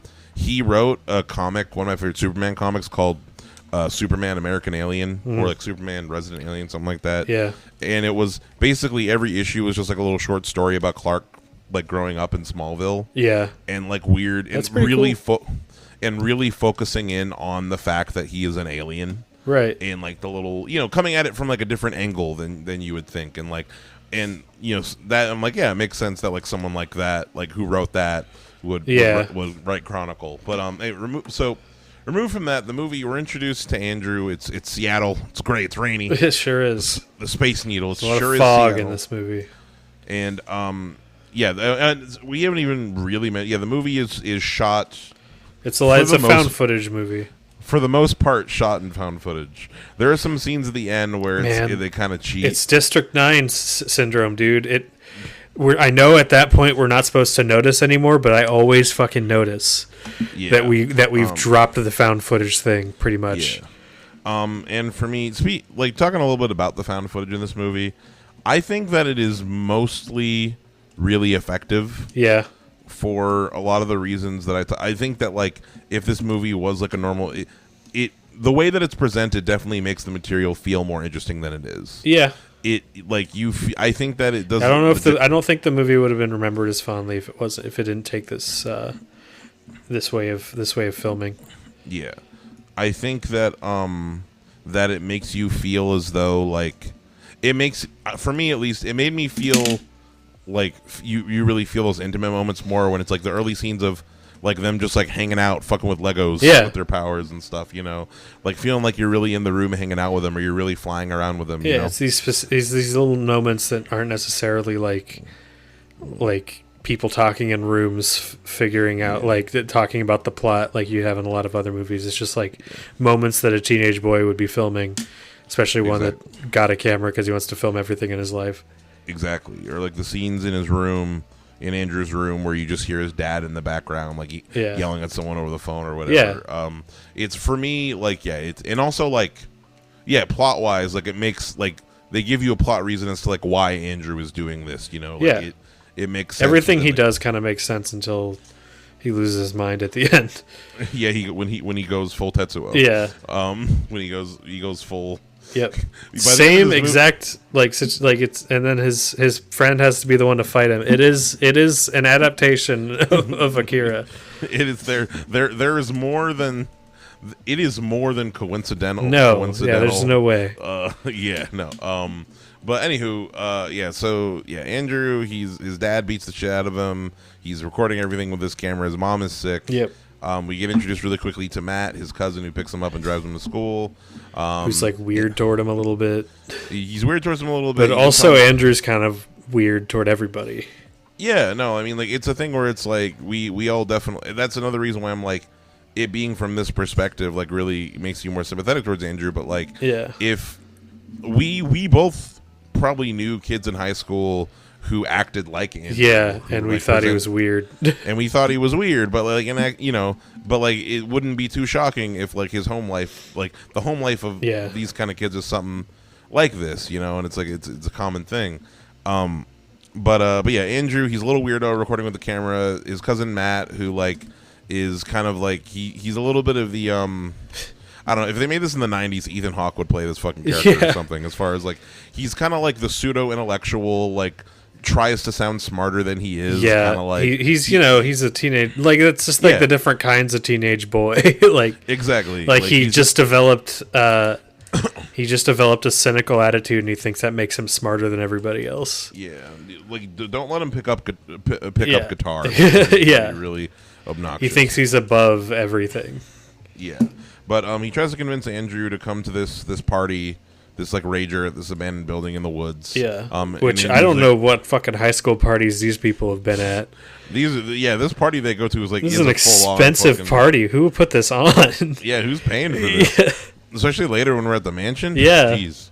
But anywho, so Andrew gets beat. We kind of cut to later. Andrew gets beat the shit of by his dad. Yep. And then he's like, maybe I will go to the party. Yeah. Really, he just wants to get away from his dad. Yeah. Any excuse to get out of the house, I think, at this point. But he's at the party. He brings the camera. He's recording this girl dancing. Like he really, and he is. He's kind of creeping. He's creeping like on this girl who's dancing on a table. He was filming the cheerleaders earlier, and one of them comes over and is like, "Hey, excuse me, it's making us uncomfortable. You film it." Yeah, that's a real moment. It's really creepy. Yeah, I'm going to apply more Aquaphor soon. But I keep looking over like, oh, it's there. But what's it called? He's at the party. He's at the party. This dude who is 30 years old, who was supposed to be a high schooler, I guess. Yep. Wearing like a fedora, the most 2010 outfit. Yeah, there's a lot of 2012 fits in this movie. Yeah, it's very the fashion is very millennial. Yes. But yeah, basically, Andrew gets beer thrown on him and shit, and he's all embarrassed. He's crying outside. Some guy just goes asshole on him for like no reason. Like, he's just high and pissed off. Yeah. No, just fucking. Well, not for no reason. It's because he's like, you filming my girlfriend? Yeah. That's why. Which we don't even know if that dude was. He was just. Yeah, it was because of that. Yeah, probably. But yeah, Andrew's crying outside, and then one of the Smokestack twins. Yep. Rolled. Yeah. So, friend of the show. Friend of the show, Michael B. We have talked about him multiple times. Huh? Yep. Yeah. But yeah, Michael B. Jordan, super young. I forgot how super young. Yeah. Like he's young enough to be cast as a teenager. Believably, I'm like, oh my god, he is a fucking. He's baby. Also not yoked yet, so that's a big factor too. He's kind of scrawny in this universe. In this universe. In this, sees Michael B. Jordan skinny universe. It's true. He wasn't on that Marvel diet. No, they didn't Killmonger him up. Nope. But he still has his giant jaw. Yep, his giant jutting out jaw. Pronounced like masculine chin. But he's just like, hey, you have a camera, right? You have a camera. You want to come? We found something weird in the woods. You want to come look at it? Yeah, you want to come check it out? Yeah. And Andrew's like, okay. And they have this little walkthrough. And something like, I want to. There's girls here, right? There's girls here, right? And like, why are you outside out here where the girls are inside? Yep. And something with this. So something I want to mention here, I noticed more in this watch. I really like specifically Andrew and Steve's relationship in this movie. Yeah. Because they have these like little moments where they connect. Like they connect over like. Both like Steve has his own things going on with his parents, not like Andrew's at all, but like they connect over their kind of parental issues, and then also like there's this little moment during this walk where Steve is like, "Oh yeah, Andrew Detmer, remember you always wore the outfit, like we were in this class together." Yeah, and Andrew's like, "Whoa, you remember that?" Yeah, Steve's a great character because he's like this super popular kid who's like actually genuinely He's like a like nice guy. Yeah, he's like nice, and he befriends these guys actually really easily. Yeah, I remember as a kid, when I watched this movie in high school, when Andrew kind of starts blaming Matt and Steve, like, what the fuck, you guys don't care about me, you hang out with me because of powers or whatever. Yeah. Watching it now, I'm like, yes. The only reason you are friends, the only reason you started being friends was because you all of powers. Yeah, you all developed these weird powers. But that's not the reason he cares about. Like regardless, it could be friends anything. now. Yeah, it doesn't matter how it happened. Exactly. Like anything could have connected. Y'all could have been part of the same fucking fan club or whatever, or I don't know. Like had some kind of shared experience. Like you have this connection, and in that connection, because like the foundation of Steve and Andrew's relationship is like them talking through like their traumas, and like I love the scenes of them on the space. Which, by the way, there's a director's cut of this movie, which is on my Blu-ray. Mm-hmm. I don't know if that's the version you watched. I did not. I would on Max has both. I watched the normal version, the theatrical version. Yeah, I watched the director's cut, and I don't know this for sure, but I think that the scene on the Space Needle where when they're like they're in Seattle later is extended to where like they're talking about like their families and all this stuff, and they're giving each other advice, and like like, I think Andrew and Steve's relationship, I noticed, like, I really was invested in it a lot more this time around, this watch. Well, it's just because Steve's such a nice guy, and Andrew's such a sad little guy. Yeah, he's a sad little guy. He tries to help. He pities himself. He's just lost. A lost teen boy. Yeah. Honestly, this movie is a great drama at times. Yeah. It's a very good drama at times. I think, for one, the effects aren't great. Like none of them look very convincing. I mean, I'm not going to like hold that against the movie too bad, but it is worth a mention. It's a little YouTube. It did. That's exactly what I thought. I was like, this looks a lot like YouTube, like Freddie Wong. Freddie Wong. Yeah. Yes. It's worth mentioning because it does take me out of it. It makes me take it a little less seriously. Mm-hmm. And then again, it's the superhero fatigue I was talking about that we probably didn't have back then. But the parts of this movie that try to just be a straightforward, God honest superhero movie are the weakest parts for me, like the least interesting parts. When Matt's like, no, I want to help people. Altruism. Yeah, when it switches from being about like real people to being about like larger than life supervillains and superheroes, that's when I lose interest a little bit. Out. Yeah. Yeah, no, that's fair. Yeah, no, for me, like, I will say that for me, like, the characters kept me invested, even later in the movie when we are having our Man of Steel fight. Yeah, exactly. Like I'm still invested in, like, like trying to, like, at the end of the day, it's Andrew only went on like the rampage at the end, or like he was only going out like fucking beating people up and stealing money to try to save his mom. That's true. He's got a villain origin story. It's still a thing where, like, at the end of the day, it is. He's Mr. Freeze, bro. Yeah, it is the system. It is like the world that has failed Andrew.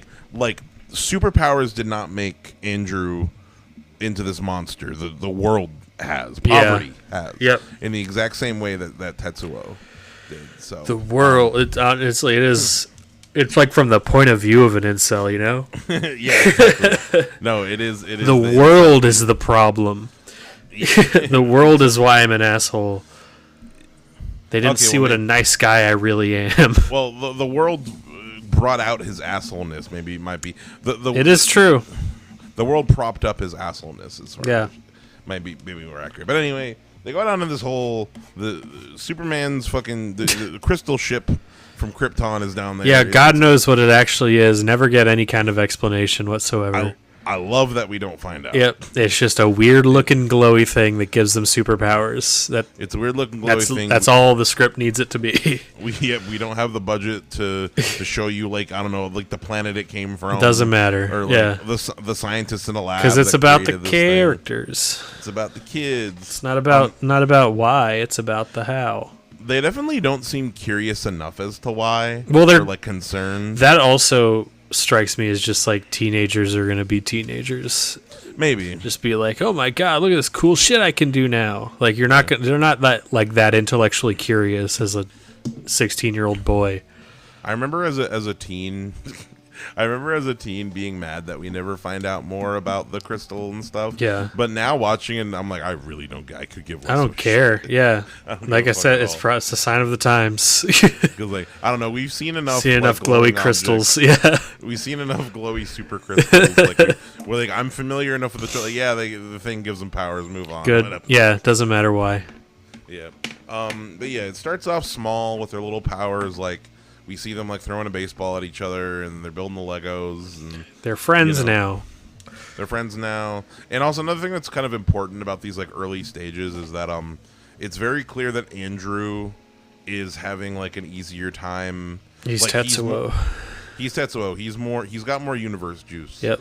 Or they're like these powers clearly come way more natural. Because he's more sensitive. Because he's more sensitive. It's because he's a little. He's a flower child. He's a little flower child. He's a little guy. But also, I think another thing is like he doesn't.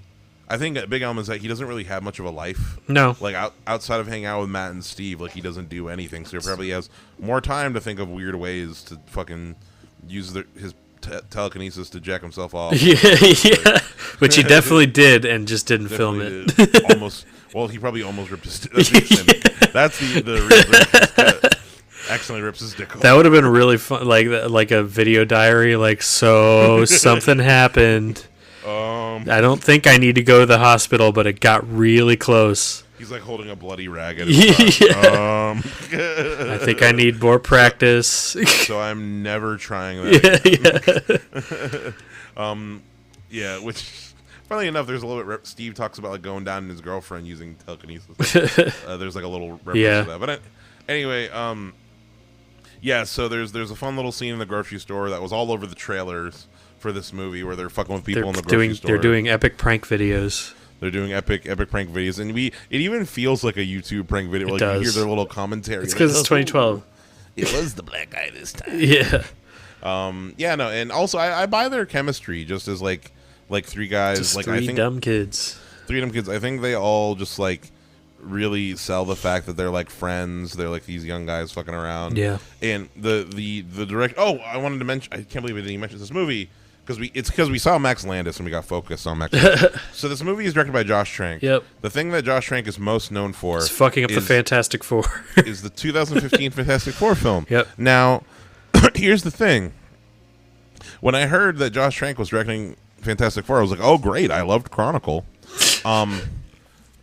Fantastic Four, the 2015 movie, there was a lot of bad things going on with there, but there was the final version of Fantastic Four that we got of that version. Like 66% of it was not shot by Josh Trank. Oh, interesting. Which explains why he's so upset on Twitter about it. Yeah, no, like he basically filmed the whole movie. He when the movie came out, he tweeted like, "Yeah, a year ago, I had a version of this movie that everyone would have loved." Yeah, which is easy for him to say. Easy for him to say. But here's the thing: I don't think that he's 100% innocent. I would love to be able to see. Something's wrong with my mouse. I think he's I think he's a fine director. I don't know. I think it's a thing where like my mouse is doing weird shit. It's going wacky. It is going wacky. I don't know what's up. Anyway, but what was I saying with Josh Trank? Oh, he was showing up to set drunk. He was going through a divorce at the time of the making of the movie. Yeah. Apparently, he was like going like to set drunk and stuff, and like showing up late. Being a real Tommy Wiseau. Yeah, and then the movie comes out, nobody likes it, and he goes on long tirades on Twitter, not helping his case. Yeah, but yeah, I want to get back to. Anyway, it won't let me. My mouse is. I want to get back. It's gone goofy. It has gone goofy. I don't know why the fuck it's gone so goofy. I want to get back to the Chronicle page. But anyway, yeah, they're fucking around the grocery store. There's a scene. The scene in the parking lot where they move the car.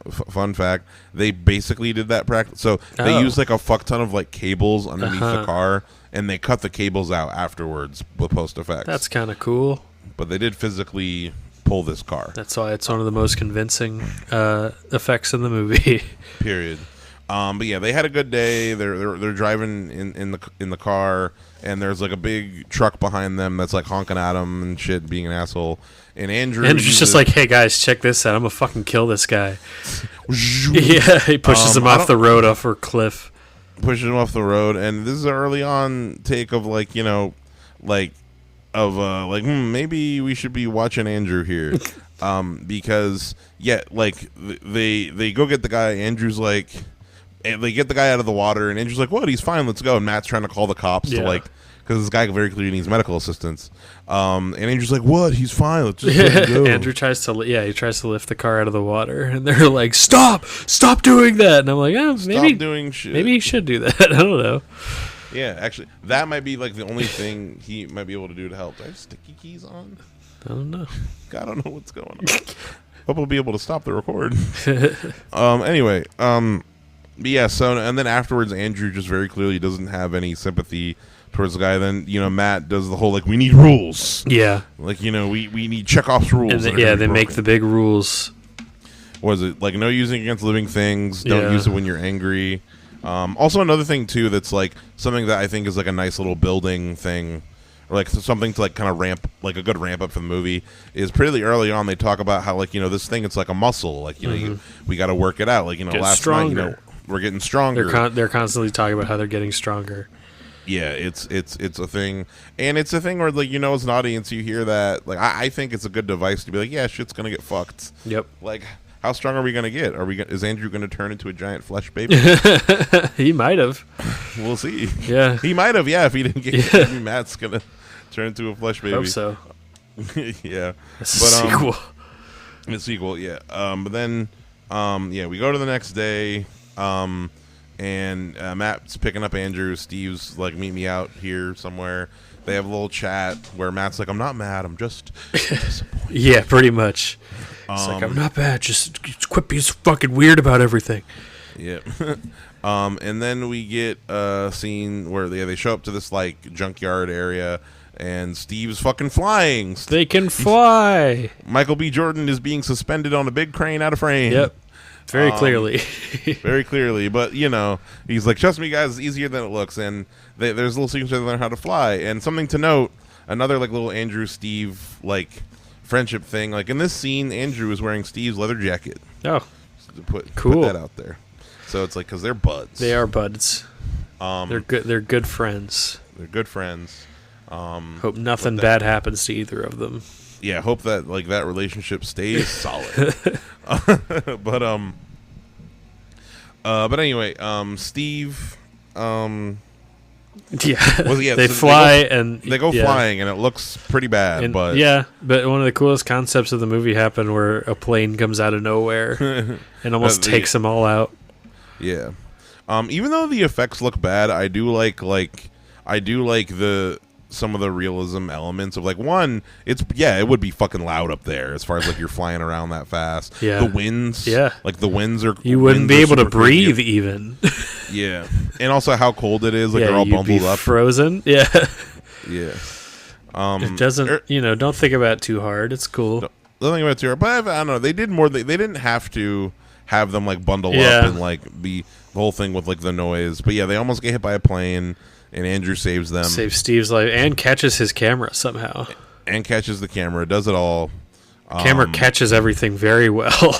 Yeah, and Steve's having his little his freak out like, this is the Wright brothers, and then like I listen off like all these aeronautical. They have a cute little moment at their sleepover where they're like, guys, this was the best day of my life, and they're all like, yeah. It was. Yeah, man. It was. Nothing bad will happen in the movie from this point forward. Yeah, that's the happiness peak of the movie. Everything kind of goes to shit after this point. My mouse just decided to fix itself. Thank God. But yeah, no. So Relish is newfound popularity. Oh, the party. I was about to fucking skip over that shit. Oh yeah. So Andrew and Steve go into the city. They're across from the Space Needle. They fly into the city. And they have this. We talked about the moment earlier where they're just like chatting back and forth. Yep. Steve's like, oh, I have an idea. You should do the talent show with me. And Andrew's like, but I don't got a talent. And he's like, Steve, what are you talking about? You can literally float things with your mind. You have superpowers. Let's do it. So they do this like a whole goofy CGI talent show. With Matt's what's the guy's name? Yeah, Matt's ex-girlfriend is a vlogger. Casey, is that her character's name? Yeah, she doesn't really have much bearing on the story, to be honest, aside from just like giving Matt some definition as a character. Her whole character only exists to support Matt. To have a second camera. That too, yeah. And she's watching the talent show, and you can hear her go, "Oh my god! Oh my god! Wow, that's crazy! That's amazing! That's incredible!" Yeah. But it all looks very bad. There's a whole wire that's CGI that he's like juggling fake balls on while he's walking on it. It ages the movie very poorly. Yeah. No, it's what's it called? It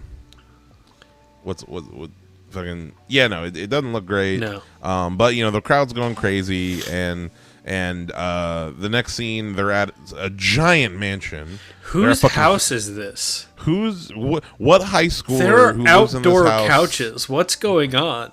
What is happening? Like, it's a whole McMansion. They put up like string lights for the part. They have a DJ. What is this place? What kind of parties do people go to at high school? It's fucking insane. Andrew plays beer pong, and he's really good at it because of psychic powers. Yep. He picks up a red-haired girl.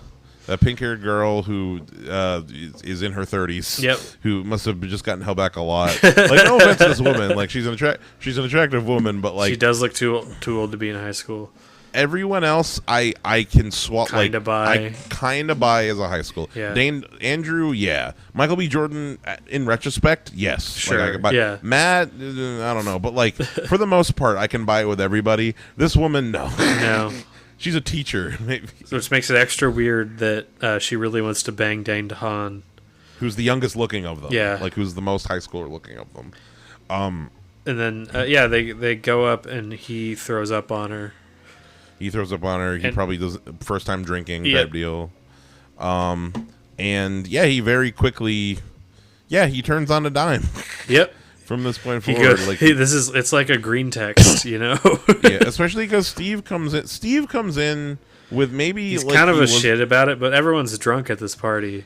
Everyone's drunk. I mean, I don't know. I mean, I feel like Steve. He's trying to. Yeah, he's being a shit.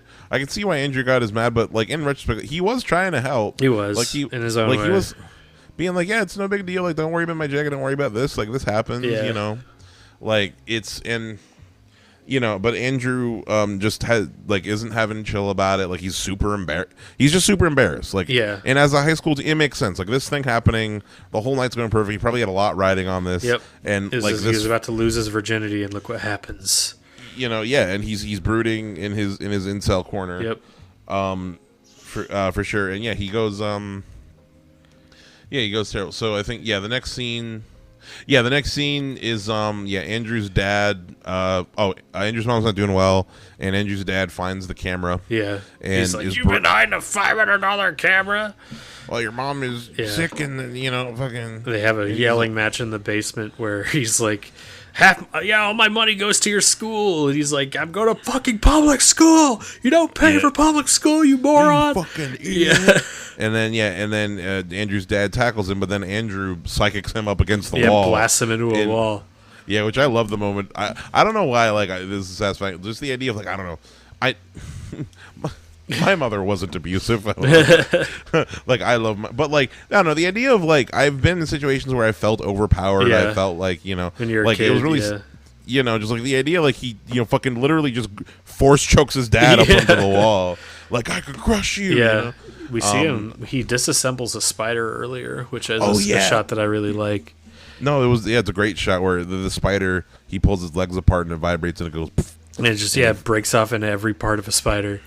Yeah, makes a little vibrating spider ball. Yeah, and I just kept thinking about I wonder if he's thinking about doing that to his dad right now.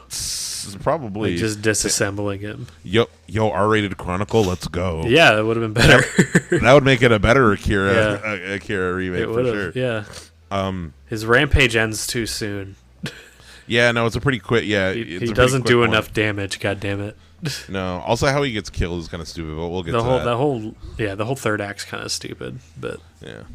Anywho, yeah. So yeah, Andrew. They have that confrontation, and then Andrew goes up into the lightning clouds to be alone. Yep. And then Steve comes up there because they can all like sense when each other are in distress and find each other. I guess because the power crystal psychically connects them. They're Sailor Moon, you know. Yeah, another thing that when I was a kid, I was like, I want more details on it. As an adult, I'm like, I'll buy it. I don't need it. Yeah, it's whatever. Yeah, I'm more interested in like what's going on with Andrew's dad. Yeah, and Steve is like trying to help Andrew, and Andrew's like, you guys, you only care about me because we're powers or whatever. Leave me alone. Leave me alone. Yeah, that's Akira. Leave me alone. And it's kind of, it's implied that like. Andrew's like he's like causing this storm that he's in. Yeah, like him being upset and up here is like he's kind of drawing the clouds together, and yeah. So he kind of strikes Steve with lightning. It's kind of ambiguous how much control he had over it. Yeah, it's a little bit. Yeah, like it's a little vague, and it's okay because like I think it's supposed to be a little vague. Like Andrew himself, like probably is questioning like how conscious of it he was. You know. Yeah. But yeah, and Steve fucking dies, which I remember. It's a big shock. It's like, whoa, this is taking it to, and I think it's a bold turn. Yeah, it is. And I like it too because this, I know we're not at the last part yet, but I do love this little like evil Andrew section. Yeah, where like he dons his dad's fireman mask and like he fucks up the. Go ahead. Yeah, because his mom. It's this whole thing where he's just trying to get money for medicine for his mom. Medication. Yeah, because she has movie disease. Yeah, she does. She does have movie-itis. She has. they never tell us exactly. I do love you, Andrew. She's coughing. She's bedridden. This is just how I want to remember you, Andrew. She's not a character at all. I'm dying of plot. Yeah, she's the bad version of the mom from 28 Years Later. Yeah. The exactly. Most uninteresting version of that character as you can get. Yeah, no, but there's a scene where he goes to the pharmacy and they make a point for the pharmacist to be like, I can get it to you next day, which explains why he can't just steal the medicine. Yeah. Like, you get us the $700 copay, and you can get a 1 day, like. You know, in retrospect, maybe he should have gone to the hospital and stolen the medicine. Yeah, probably would have been fewer steps. Then getting money, but he's trying to steal money. He's a teen boy, so like he's dumb. Yeah, he steals monies from the assholes on the street and he kills them. Yeah, he does. He blasts them. Fucking blasts the shit out of him, and then he goes to a gas station, steals the money in the gas station. But the surprise in a shock turn of events, has a gun, has a shotgun that he blasts out. He knocks out of his hand and then shoots a propane tank and blows up. It ignites the gas station. What an unfortunate series of events. Yeah, just roll nat one on. Yeah, totally. Yeah, so Andrew ends up in the hospital, which plot hole here, Andrew's in the hospital and his camera is set up on a tripod pointing at his bed. That makes me wonder if that's like police footage. Maybe. Because there's also security camera footage in the corner, and it made me think, because the cops were waiting outside, I imagine they didn't want to miss anything he did or said. That makes sense. Because, I don't think it's Andrew's camera. I think it's, them. Okay. And from this point on, it becomes a little more tenuous how everything's being filmed. Yeah, from this point on, we're grabbing footage from wherever we think we can. Whatever can conceivably make sense if the audience isn't thinking about it too hard. Yeah. Andrew's dad rolls in, and while Andrew is unconscious in bed, Andrew's dad berates him. Yeah. Because, your mom died, and she died while I was out looking for you. So it's asshole. Your fault. Yeah. You fucking dick. Yeah, just... He's like, I'm going to say the worst things I can say to you possible right now. Yeah, and we get the telekinesis vibrating buzz. Yep. As the camera is moving closer to Andrew. And Andrew wakes up and grabs his ass in the room. The windows grabs his blow ass. out. grabs his ass. And then we get cut to Matt at some birthday party with Casey, and his nose starts fucking flooding. And he's like, I need to drive to downtown. I need to drive there. And I'm like, why? You can literally fly. It's fly. Just literally fly over there. You can actually literally fly. We need Casey to be there because we need a camera. We need camera there. We need Scary Scream. We need a camera in the car, and we need someone to be in danger of falling. Yep. We need end of Spider-Man 3. Exactly. And, for this scene, like, despite the effects looking bad, I do think the perspective of just being in the camera, being in the car helps. It's a stretch, but you can tell why they, like, really wanted it in the movie, because it is cool. The car falling from a really high height. Yeah, no, it helps sell it for sure. Yeah, you're like, because Casey has no idea what any of this is or that superpowers even exist. So yeah, she's freaking out. They're just driving, and then the car just gets picked up and starts flying through the air over blocks and blocks of Seattle. Yeah. And Andrew drops his dad out of the window, and Matt catches him. Matt saves him, which is what Andrew's pissed about for the rest of the movie. Yeah. And then I just want to talk about the rest of the movie is pretty much a fight. It's a big Man of Steel fight, like you said. It's the least interesting part of the movie. But I do want to say I really like this moment where basically Andrew and Matt are floating outside the Space Needle, and Andrew pulls all of the people's phones and cameras and devices out, and he makes like a sphere, a Dyson sphere of cameras around him and Matt, so that like we get like just basically a back and forth shot, different angles where like it's like we get to have full mobility around them, and it's like, whoa, it's like a real movie. Yeah, he did his classic line, "I'm now going to Chronicle Matt." Yes, or no, he goes, "I am the apex predator." Yeah, he does. This is after a couple like vlogs that he does. About, that's true. About he pulls the teeth out of the bully's mouth. About how like I am actually in control. And he crushes the car with his mind. He does like a whole villain scene. He does like, do you feel guilty when you crush a fly? Does a lion feel guilty when he kills an antelope? Exactly. And it's like, easy, man. Calm down, like slow your roll. That's the closest thing you can get to from Akira's whole thing about like evolution and like the next stage of humanity is his whole like incel rant about like. Yeah, about that. That's as close as you can get. It's megalomaniacal. Yeah.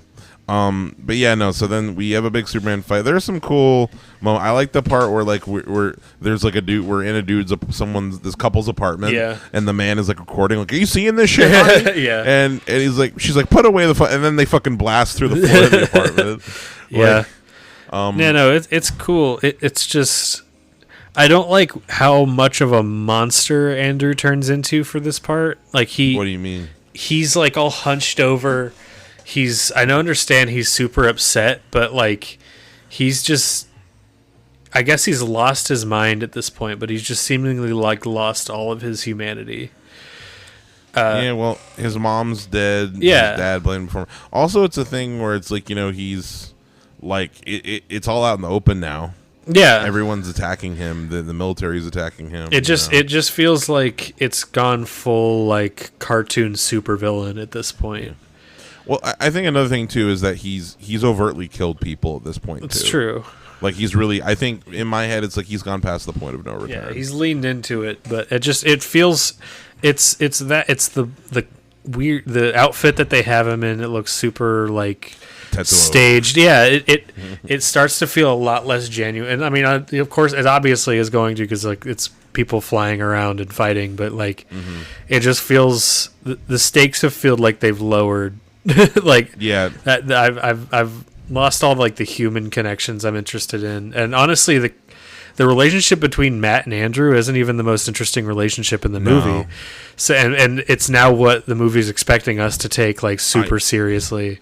I think they should have tried to make some version where, like they've either Steve being alive, because I think Steve's death. Although I like what Steve's death means for like Andrew's guilt in his own character, but I feel like the movie loses a lot of the energy and like kind of the connection. It loses that dramatic impact, and now it's just become an action movie. and your brain has to kind of switch gears into not caring as much. At least mine did. I think we should have killed Steve later. Now that I think about it, just kill Steve later. Yeah. Just have Steve be like, because have Steve die like after Andrew's in the hospital, after Andrew goes on his like money thing. Maybe have him try to approach Andrew first, right, during the battle or whatever, and then Andrew kills Steve, and then that's what makes Matt go, okay, now it's like a type deal. Yeah. I think that would be would have been a better. I think they really liked how sudden it was, but yeah, your way makes a lot more sense, like from like a story structure, because they put in a lot of legwork to try to make you interested in Matt and Andrew's relationship. Early on, and like throughout the whole thing, where he's like, "Do you like me?" And like, "Oh, we kind of grew apart, and I'm trying to be a better person." And shit. It's like, I don't care. He's just not that. He's not an interesting character, Matt. Yeah, it sucks as far as like, it's just because I don't know what you do as far as like, what do you do to make Matt? I mean, he's like his arc throughout is like, I've gone from trying to be like this above it all, like smarmy asshole who like quotes Plato, to being someone who like genuinely tries to like make connections with people. Mm-hmm. But that, like, all right, what does that have to do with any of the other themes of the movie? Mm-hmm. I don't know. Maybe I'm missing something. Yeah. It's like he's becoming a hero and Andrew's becoming a villain, but his becoming a hero feels super obligatory and forced. It doesn't really work. That's why it wasn't from Matt's perspective. Yep. But yeah, they have a big final confrontation with the cops. Andrew stops all the bullets in midair. Yeah. And I remember thinking like, oh, that's pretty sick. He does. Yeah, he does a Matrix. He does a Fus Roda on all the cops. And Andrew. We get some really impressive close-ups from somebody filming somewhere. There are some shots that are like, okay, what's this from? Yeah, there are. There's like a few shots where you're like, who the fuck is filming this part? They really give up for. They do. Like, okay. It's not as bad as District 9, but it's similar. Where it's just like it's trying to like make you forget like that this is a found footage movie and just like focus on the story. Yeah, and as Andrew's going crazy, there's a statue that's very conveniently behind Andrew holding a spear. Yeah, and Matt telekinesis that motherfucker right through Andrew's chest. While Andrew's like got his arms up and is screaming and going Super Saiyan, and while he's going Super Saiyan, he's gonna destroy the whole city. Yep. Or whatever. Matt gets his fingers shot off. That's another thing that happens. Yeah, sure, that is true. Yep. And then the cops all circle around Matt, but then Matt flies away. Yep. Can I talk? This is a while back in the movie, but my favorite shot in the movie is they're arguing. Matt and Andrew are arguing in Andrew's bedroom, and then Matt just like turns around and jumps out the window. It looks really stupid. I want like a GIF of that shot. That made me laugh really hard when I watched it. Anyway, there's a little non sequitur. Yeah, it looked really stupid. Yeah. No, that is a funny little scene. So Matt, Andrew. Yeah, he flies off. He flies off. And then he goes to Tibet because they talked about going to Tibet earlier. He goes to Tibet because Chekhov's Tibet earlier in the movie. Yep. Andrew mentions it, and they're like, okay. There was a funny bit in that scene where they're talking about it. Like Andrew's like, yeah, they've reached enlightenment so they can float and shit. And then Matt's like, we could really mess with this. Yeah. And I imagine just these fuckers like fucking with the monks in the temple. It's a weird thing to like be impressed with as Andrew at that point. Yeah. Like, dude, you can literally fly at like Mach speed. Yeah. But yeah, so the movie ends with Matt talking to the camera in Tibet, being like, hey, this is for Andrew, this is for Steve. I'm gonna figure out what happened to us. Yep. I'm gonna help people. I'm gonna be a hero type deal. And then I'm gonna be a superhero and I'm gonna figure out what that glowy thing was. God damn it. And then we never got Chronicle 2, which is good. Which I'm fine with, yeah. Because where do you go from here? Nowhere better. A lamer ass fucking thing. Yeah, no, I It's fine. It's fine. It's fine. I don't need to return to this world. Yeah, I liked it better than I did when I watched it as an early adult. But that doesn't mean I love it. It's fine. Yeah. It's got some good stuff to it, but it's fine. Yeah, it's got some good things going on. I think ultimately it's got good performances, and I do think that the story and the characters are written well. Mm-hmm. As far as yeah, I was about to say, I wonder what this looked like in animation. Looks way cooler. Yeah. I wanted, we talked about equal amount of time, but this episode's 2 hours long. We pretty much talked about each movie for that is ironic. I didn't expect to have anything to say about this movie, to be honest. Yeah. I had a lot of thoughts about Chronicle that I was thinking I definitely I enjoyed this I enjoyed coming at this movie from an adult perspective that there are a lot of things I just didn't think about before watching it. But yeah, no, it's definitely one. Yeah, it's not the greatest of all time. It's a nice alternative. Yeah. So it's better than something I don't know. We talk about our alternative superhero movies. It's better than something like Jumper. Yes, this is better than Jumper. 100%. Would you? Okay, this might be a tough one for you. Would you rather watch gun to your head if you had to watch this or Unbreakable? Unbreakable, I think. Really? Wow. Okay. I think this was fine. This was also just a little more YA for my taste. Yeah, it's true. It is geared towards the younger. Definitely fun for if you're I don't know, you're. High school kids today don't watch movies, but if you're a high schooler today who watches movies and you have your dumb high school friends over and you want to put down your smartphone, put down your fucking phone, and put on a fun movie. Yeah, I don't know, watch it, kids.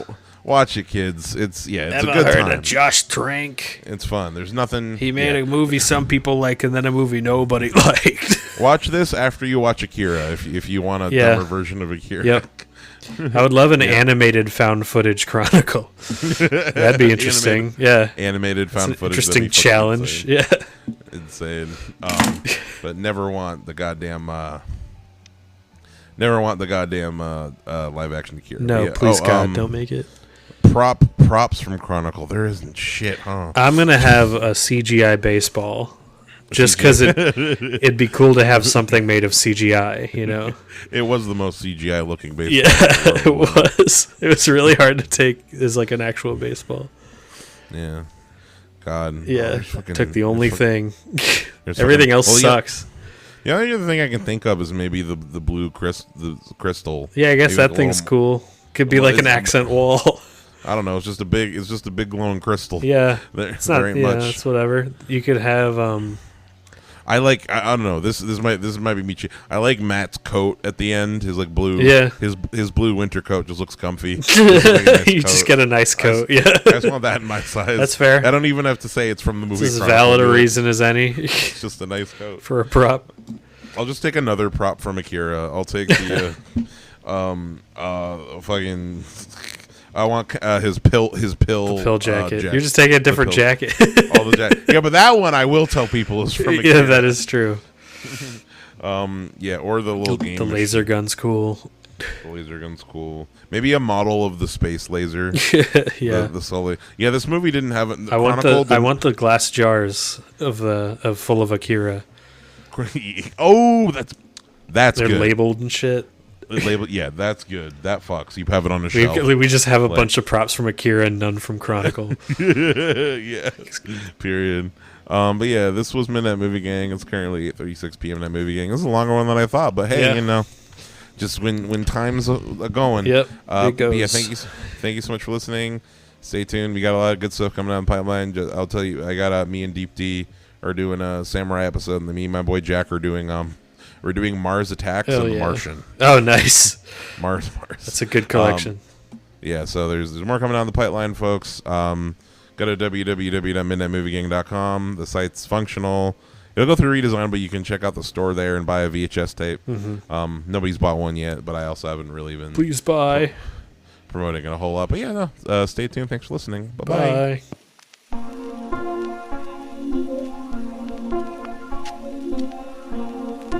So, here we go.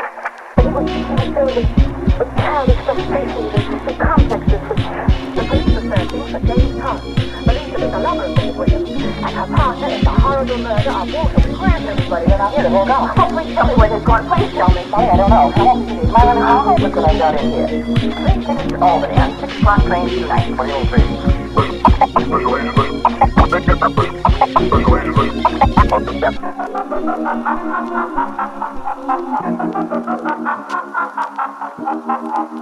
agent.